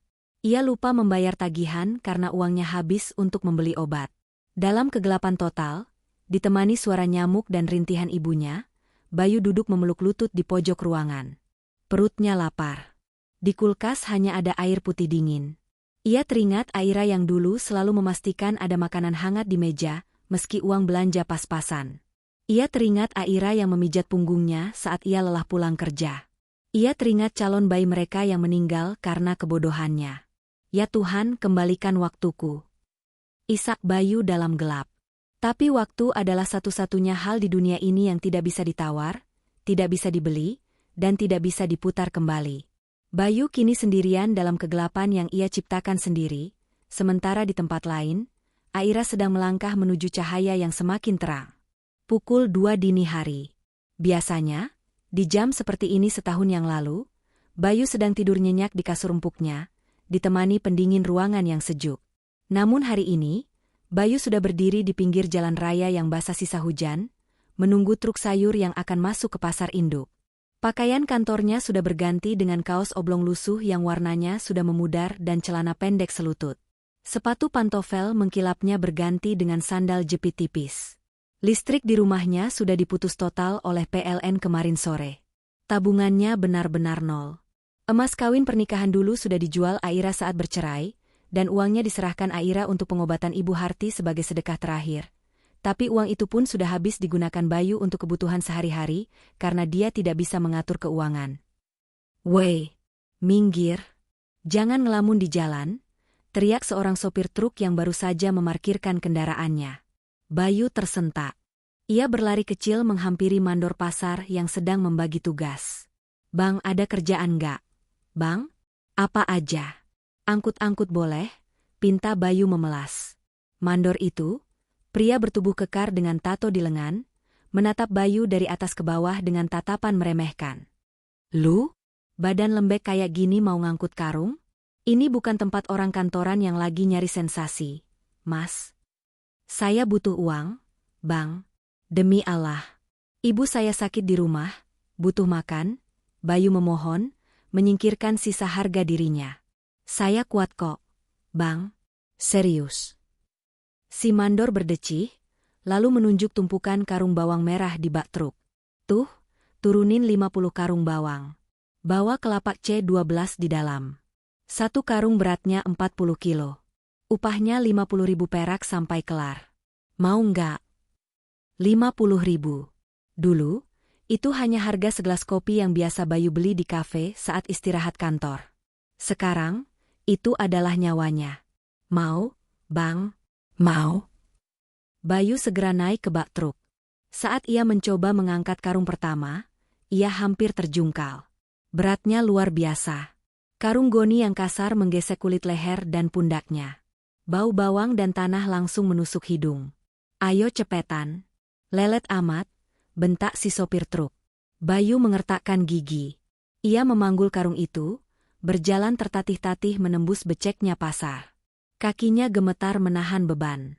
Punggungnya menjerit kesakitan. Kra! Rasanya tulang belakangnya mau patah. Tiba-tiba, ingatan itu datang lagi. Ingatan tentang Aira. Setiap pagi, Aira mengangkat tubuh Ibu Harti yang beratnya hampir 70 kg untuk dimandikan. Aira melakukannya sambil hamil muda. Aira melakukannya sendirian. Arg! Bayu meringis, bukan hanya karena beban di pundaknya, tapi karena beban penyesalan di hatinya. "Sakit begini rasanya, Ra? Sakit begini yang kamu rasain tiap hari dulu? Dan aku malah bilang kamu manja?" Air mata Bayu menetes, bercampur dengan keringat yang membasahi wajahnya yang kusam. Sepanjang subuh itu, Bayu bolak-balik mengangkut karung. Kulit pundaknya lecet hingga berdarah. Kakinya melepuh. Beberapa kali ia terjatuh dan ditertawakan kuli lain, bahkan ditendang oleh pedagang yang marah karena jalannya lambat. Saat matahari terbit, Bayu duduk terkapar di emperan toko yang tutup. Tangannya gemetar hebat saat menerima lembaran uang 50.000 yang kucel dari mandor. "Nih, besok kalau lembek lagi nggak usah dateng," kata mandor itu ketus. Bayu menatap uang itu nanar. Tubuhnya remuk redam. Ia membeli 2 bungkus nasi rames murah di warteg pasar dan sebotol air mineral. Sisanya ia belikan obat penurun tensi generik untuk ibunya. Saat hendak pulang, ia berpapasan dengan seseorang. "Bu Tejo, mantan tetangganya. Bu Tejo yang sedang belanja sayur terbelalak melihat kondisi Bayu. Kaos bolong, badan bau keringat dan bawang, kaki penuh lumpur. "Mas Bayu?" sapa Bu Tejo ragu. Bayu menunduk, malu setengah mati. Ia ingin lari, tapi kakinya terlalu sakit. "Ya ampun, Mas Bayu jadi kuli sekarang." Bu Tejo menutup mulutnya kaget, lalu menggeleng-gelengkan kepala prihatin. "Duh, Gusti roda bener-bener berputar ya, Mas. Dulu sampean ninggalin Mbak Aira kayak sampah. Sekarang?" Bu Tejo tidak melanjutkan kalimatnya. Ia hanya menatap Bayu dengan tatapan kasihan yang menyakitkan, lalu pergi begitu saja tanpa basa-basi lagi. Bayu mengepalkan tangannya yang kapalan. Hancur. Ia benar-benar hancur. Sementara Bayu bergulat dengan lumpur dan bau pasar, di tempat lain, Aira sedang bersiap untuk sebuah malam yang akan mengubah hidupnya. Pak Arya, atau kini ia memanggilnya Mas Arya, mengundangnya makan malam. Bukan makan malam biasa. Arya meminta izin pada Pak Hadi secara resmi untuk menjemput Aira dan Rara. Malam itu, di sebuah restoran rooftop hotel bintang 5. Pemandangan lampu kota berkelap-kelip di bawah sana seperti hamparan bintang. Angin malam berhembus lembut, menerbangkan ujung jilbab Aira.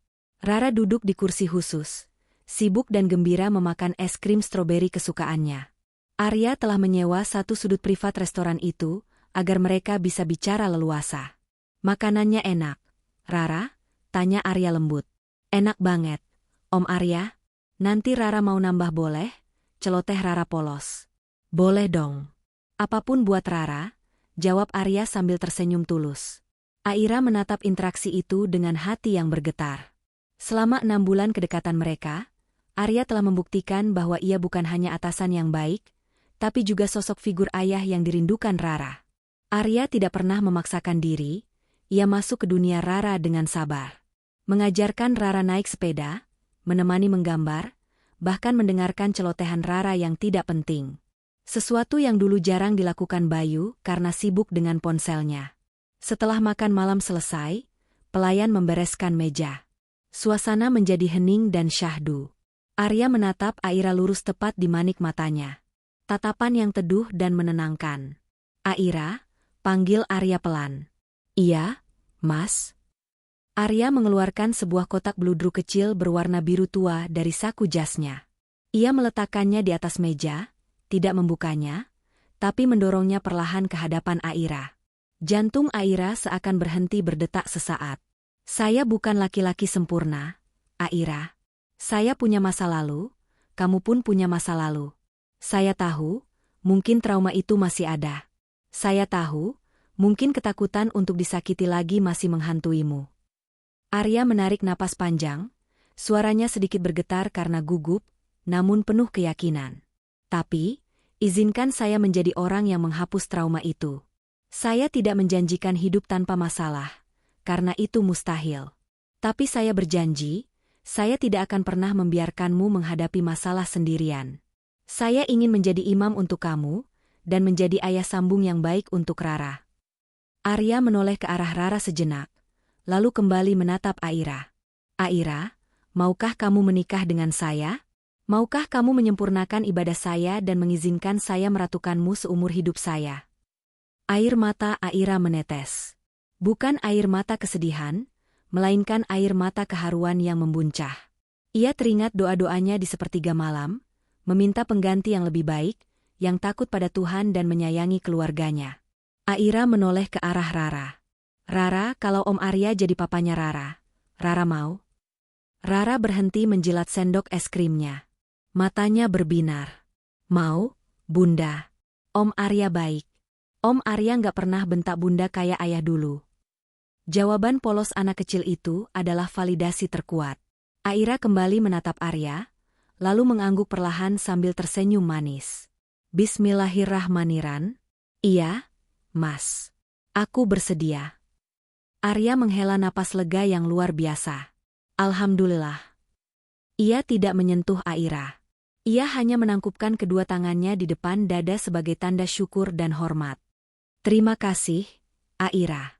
Terima kasih sudah percaya lagi." Malam itu, di bawah langit yang sama, Takdir dua manusia bergerak ke arah yang berlawanan. Aira sedang terbang tinggi menuju kebahagiaan yang pantas ia dapatkan, dihormati dan dicintai. Sementara itu, Bayu baru saja sampai di rumahnya yang gelap gulita. Hanya ada cahaya lilin remang-remang di kamar Ibu Harti. Bau apek menguar karena jendela jarang dibuka. "Bu, makan dulu," bisik Bayu sambil membuka bungkus nasi rames yang sudah agak dingin. Ibu Harti membuka matanya. Ia melihat wajah anaknya yang lebam, bahunya yang lecet berdarah, dan kakinya yang kotor. Hati ibu mana yang tidak sakit melihat anaknya menderita seperti ini, sejahat apapun anaknya dulu. Bayu menyuapkan nasi itu ke mulut ibunya. Tangan Bayu gemetar karena otot-ototnya kram setelah seharian memanggul karung. "Maafin Bayu ya, Bu. Cuma bisa beli ini." Listrik diputus. Bayu nggak punya uang. Isak Bayu pecah di hadapan ibunya. Bayu meletakkan piring, lalu memeluk kaki ibunya yang lumpuh. Ia menangis tersedu-sedu, menumpahkan segala penyesalan, rasa sakit fisik, dan rasa sakit hati. Bayu nyesel, "Bu. Bayu kangen Aira. Bayu kangen Rara. Bayu capek." "Sakit, Bu, badan Bayu sakit semua." Ibu Harti hanya bisa mengelus kepala anaknya dengan tangan kirinya yang lemah. Ia ikut menangis dalam diam. Dalam hati, Ibu Harti menjerit meminta maaf pada Aira. "Nak Aira, ini balasan untuk anakku. Tuhan benar-benar adil." Malam itu, Bayu tidur meringkuk di lantai keras di samping kasur ibunya, berbantalkan lengan yang lecet. Perutnya masih lapar karena porsi nasinya ia berikan sebagian besar untuk ibunya. Dalam tidurnya yang gelisah, Bayu bermimpi. Ia bermimpi melihat Aira mengenakan gaun pengantin putih yang sangat indah, bersanding dengan pria gagah yang wajahnya bercahaya. Mereka tersenyum bahagia. Bayu berteriak memanggil Aira, tapi suaranya tidak keluar. Aira berjalan menjauh, semakin jauh, hingga hilang ditelan cahaya. Bayu terbangun dengan napas tersengal. Keringat dingin membasahi tubuhnya. Lilin sudah mati. Gelap gulita. Ia meraba-raba saku celananya, mengambil ponselnya yang baterainya tinggal 5%.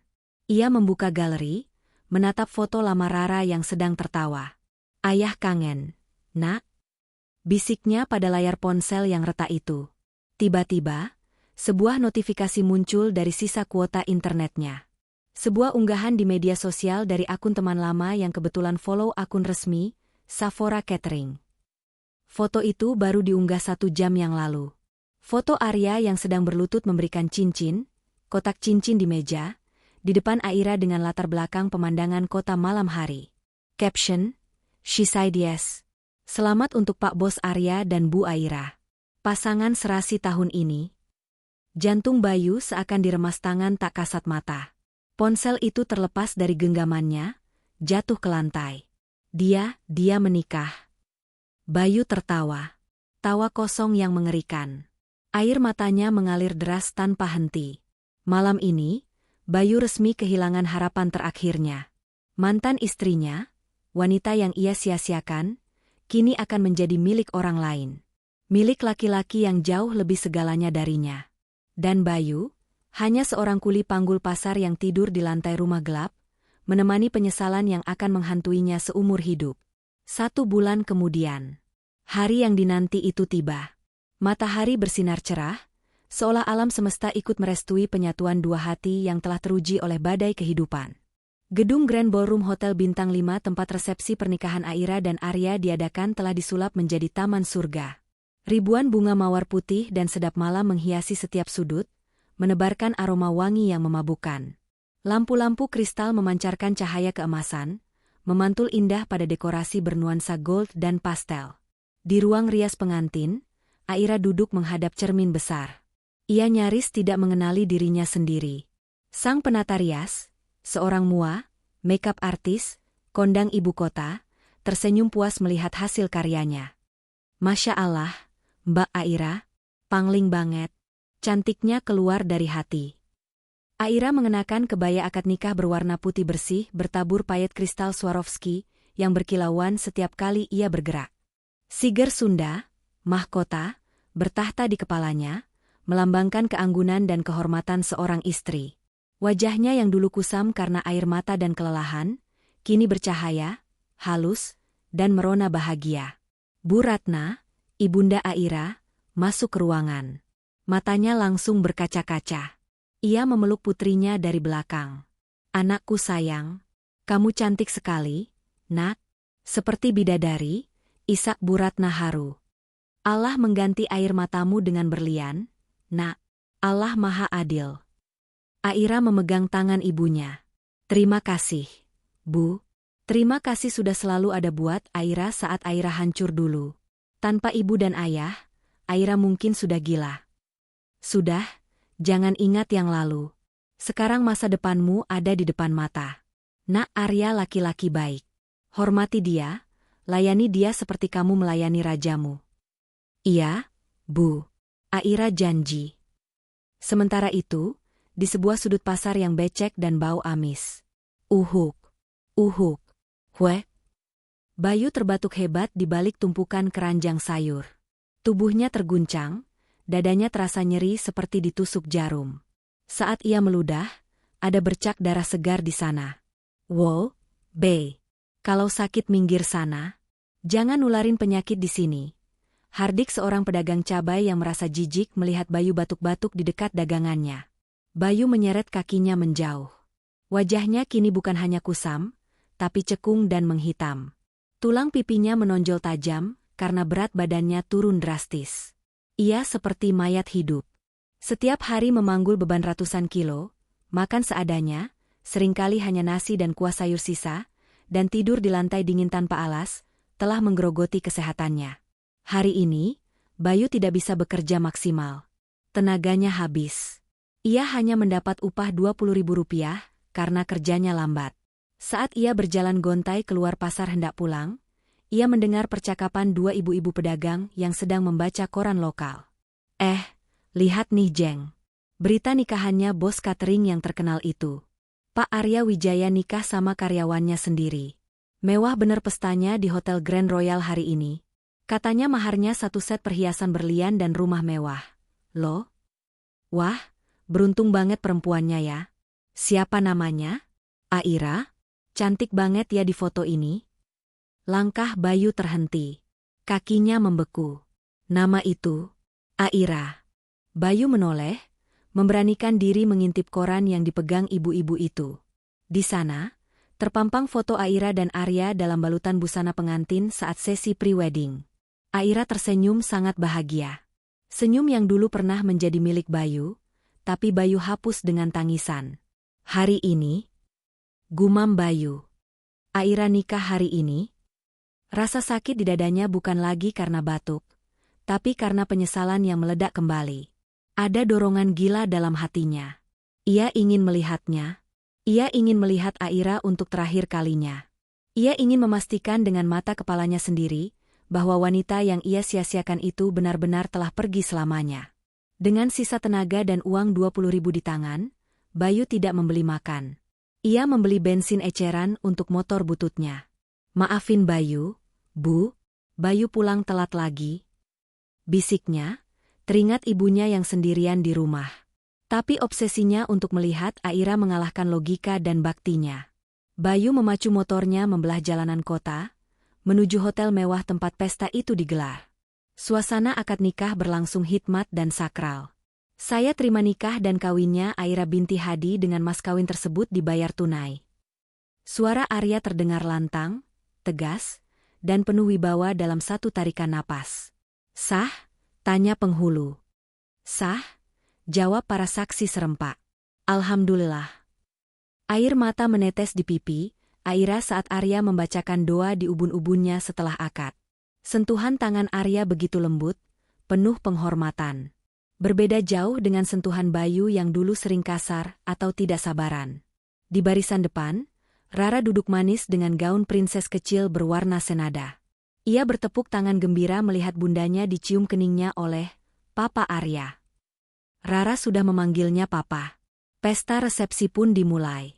Aira dan Arya berdiri di pelaminan yang megah bak singgasana raja dan ratu. Aira benar-benar diratukan.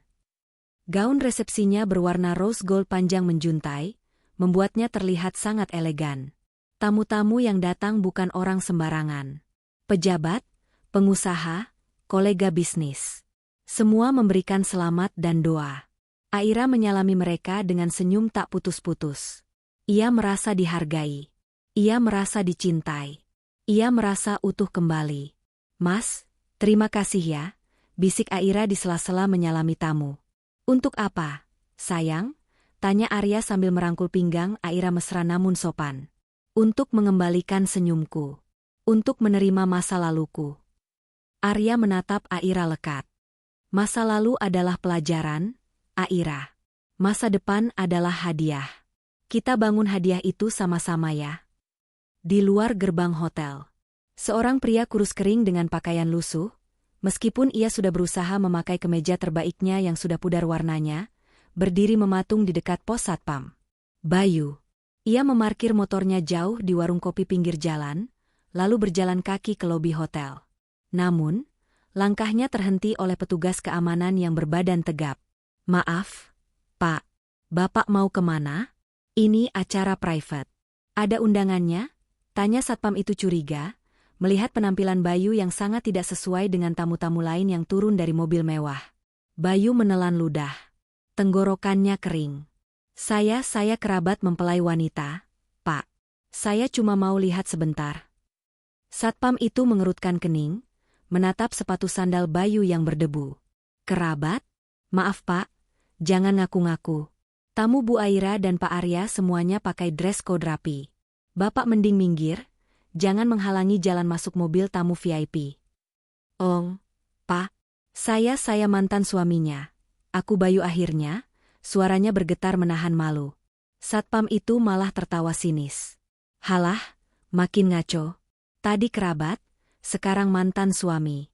Kalau mantan suami, ngapain kesini? Mau bikin onar?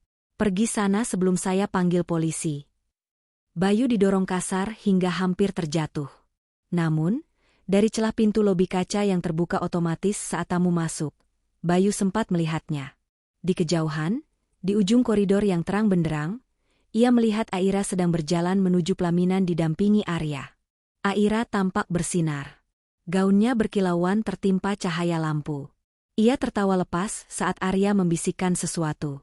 Pemandangan itu hanya berlangsung 5 detik sebelum pintu kaca tertutup kembali.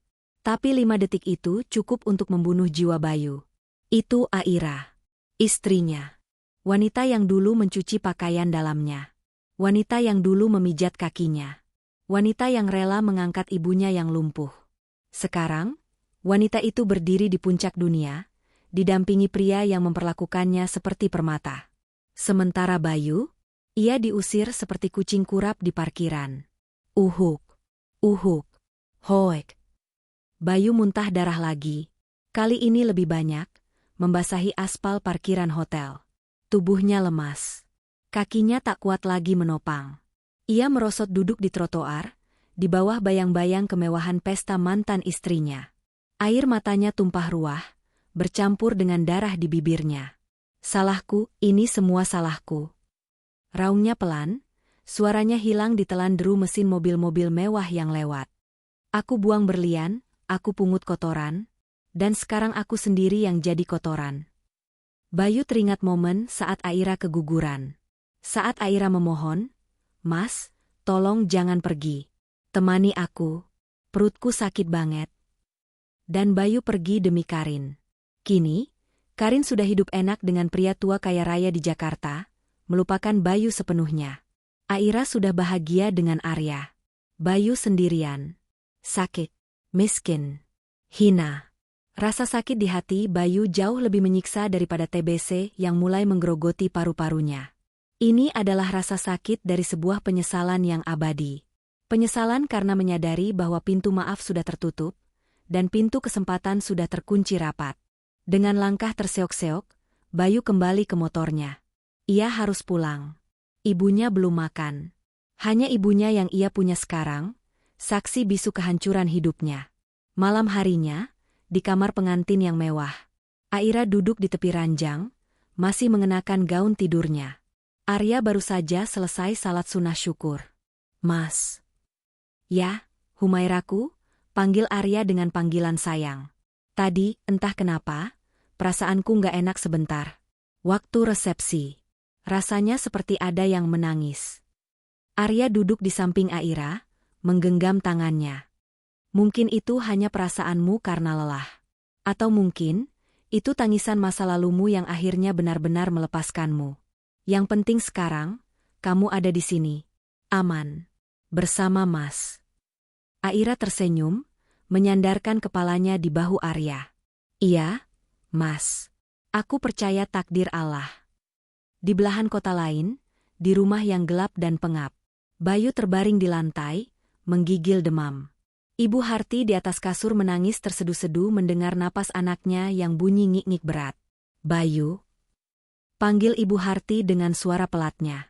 Sakit, Bu, dingin. Igau Bayu. Tidak ada selimut hangat. Selimut tebal sudah dijual untuk beli beras minggu lalu. Bayu menarik karung goni bekas untuk menutupi tubuhnya. Di hari Aira tidur di kasur hotel bintang 5 dengan selimut sutra, Bayu tidur di lantai dingin berselimut karung goni. Keadilan Tuhan telah ditegakkan dengan cara yang paling puitis namun menyakitkan. Karma tidak pernah salah alamat, dan ia datang menagih bayaran lengkap beserta bunganya. 3 bulan setelah pernikahan Aira. Langit sore itu berwarna kelabu pekat, menurunkan hujan gerimis yang tak kunjung henti sejak pagi. Suasana di rumah Bayu terasa lebih dingin dari biasanya. Bukan hanya karena cuaca, tapi karena ketiadaan kehidupan di dalamnya.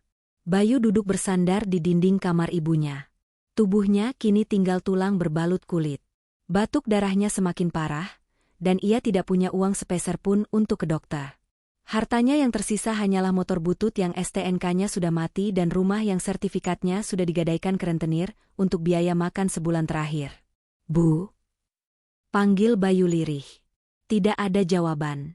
Biasanya, Ibu Harti akan merengek minta minum atau mengerang karena popoknya penuh. Tapi sejak pagi tadi, ibunya diam 1000 bahasa. Dengan gemetar, Bayu menyeret tubuhnya mendekati ranjang ibunya. Ia meraba kaki ibunya.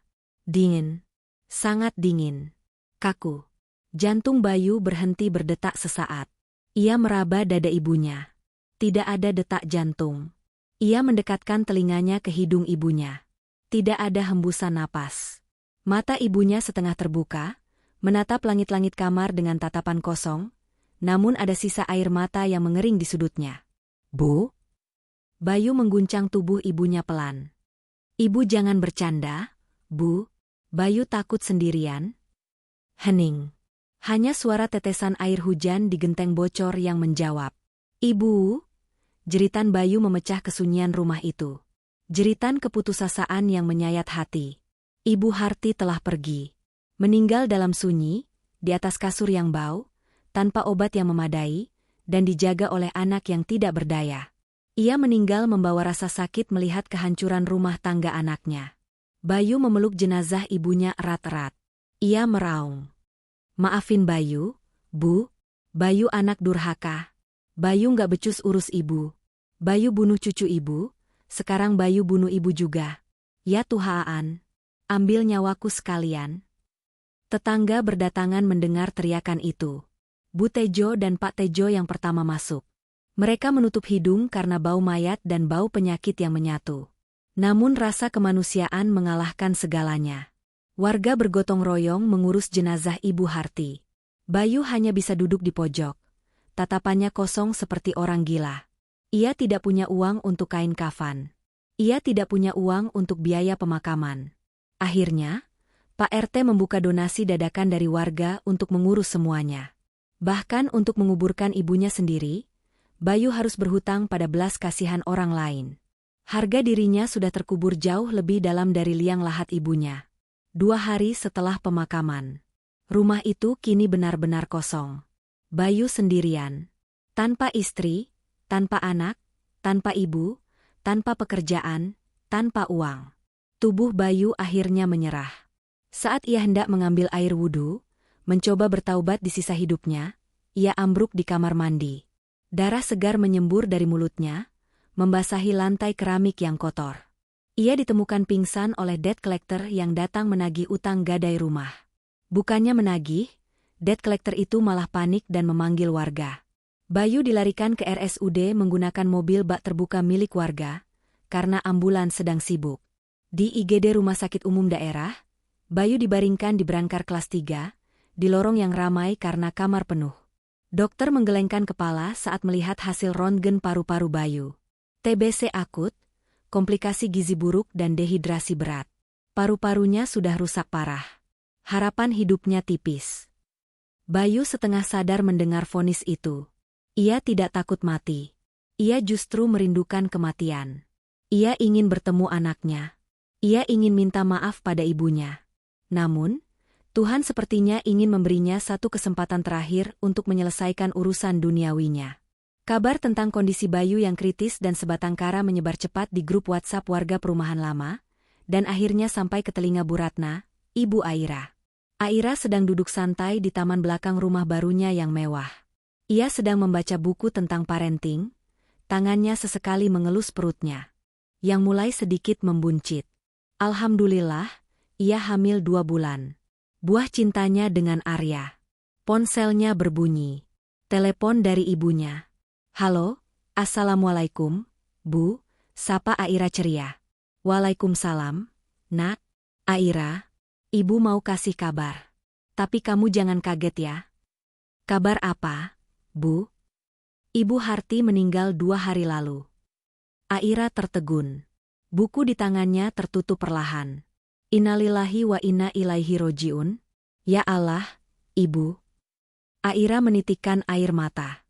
Bagaimanapun, Ibu Harti pernah menjadi ibu keduanya. Dan sekarang, Bayu kritis di RSUD. Katanya parah sekali, Nak. Dia sendirian. Nggak ada siapa-siapa.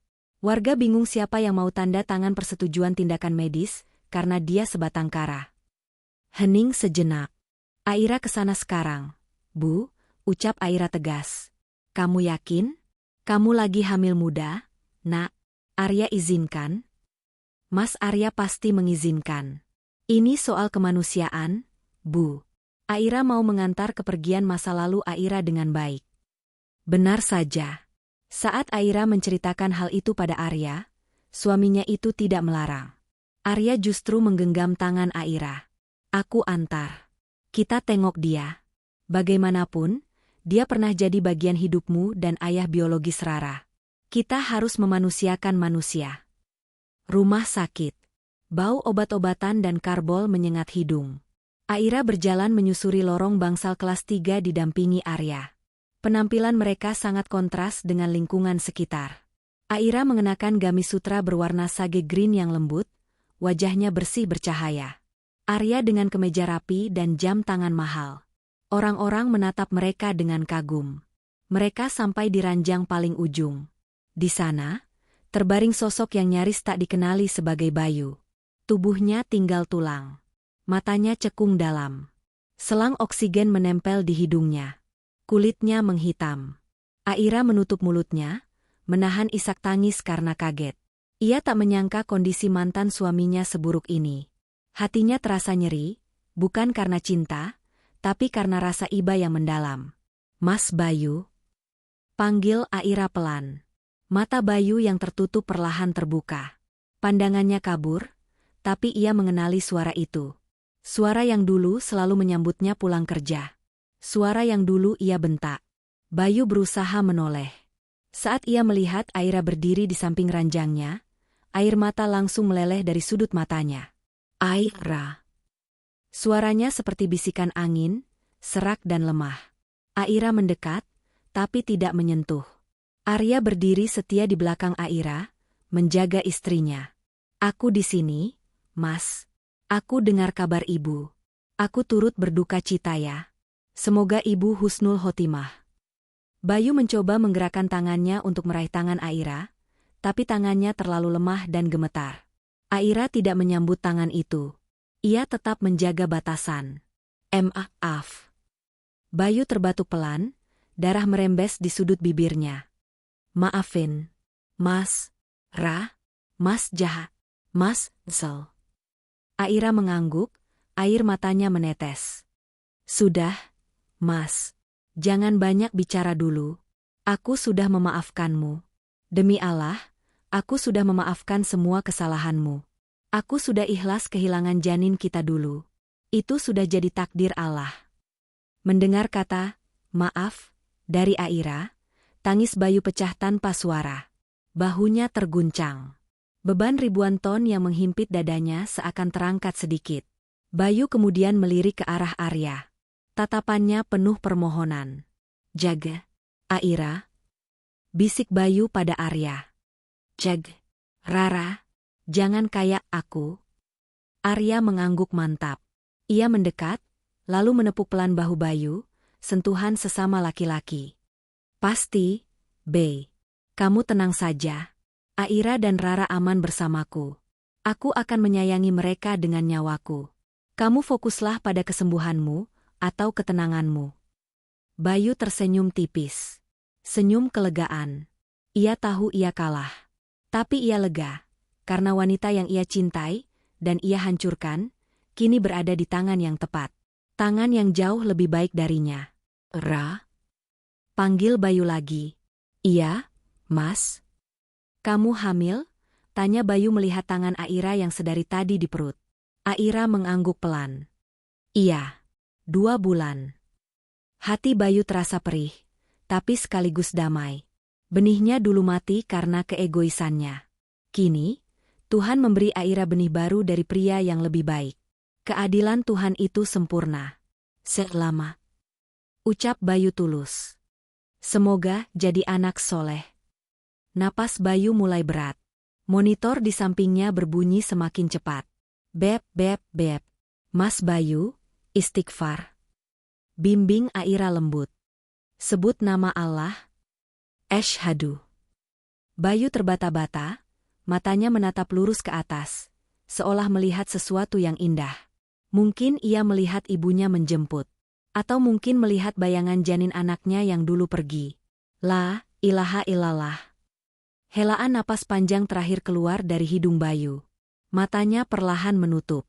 Monitor berbunyi nyaring dan panjang. Beb. Garis lurus di layar. Bayu telah pergi. Aira menundukkan kepala, menangis dalam pelukan Arya. Tangisan penutup untuk sebuah buku kehidupan yang penuh pelajaran.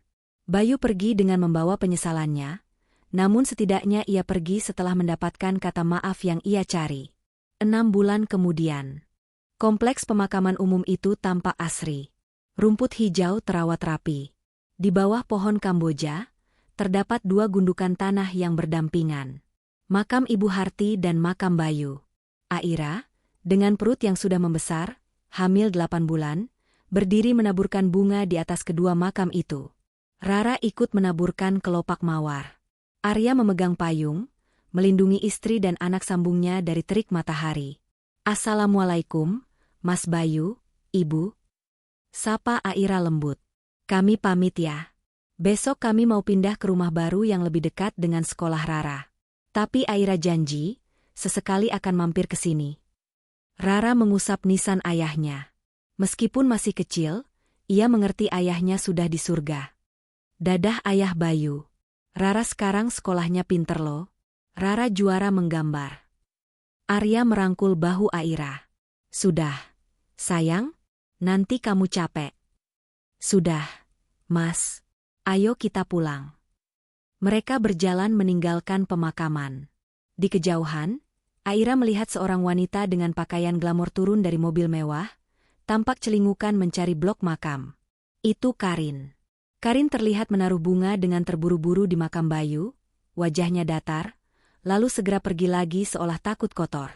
Ia hanya datang sebentar, mungkin sekadar menggugurkan rasa bersalah yang sedikit tersisa, lalu kembali ke kehidupan hedonisnya. Aira tidak menyapanya. Tidak perlu. Mereka sudah di dunia yang berbeda. Aira masuk ke dalam mobil nyaman milik Arya. Mas, kata Aira saat mobil mulai melaju. Ya. Terima kasih sudah memberiku kesempatan kedua untuk bahagia. Arya tersenyum, mencium punggung tangan Aira. Terima kasih juga, karena sudah bertahan hidup sampai aku menemukanmu. Di kursi belakang, Rara tertidur pulas. Di dalam perut Aira, calon bayi menendang pelan. Matahari bersinar terang di ufuk barat, menciptakan semburat jingga yang indah. Badai telah berlalu. Kisah tentang pengkhianatan, air mata, dan penyesalan itu telah usai. Terkubur bersama jasad Bayu. Kini, yang tersisa hanyalah masa depan. Dan Aira siap menyongsongnya dengan senyuman.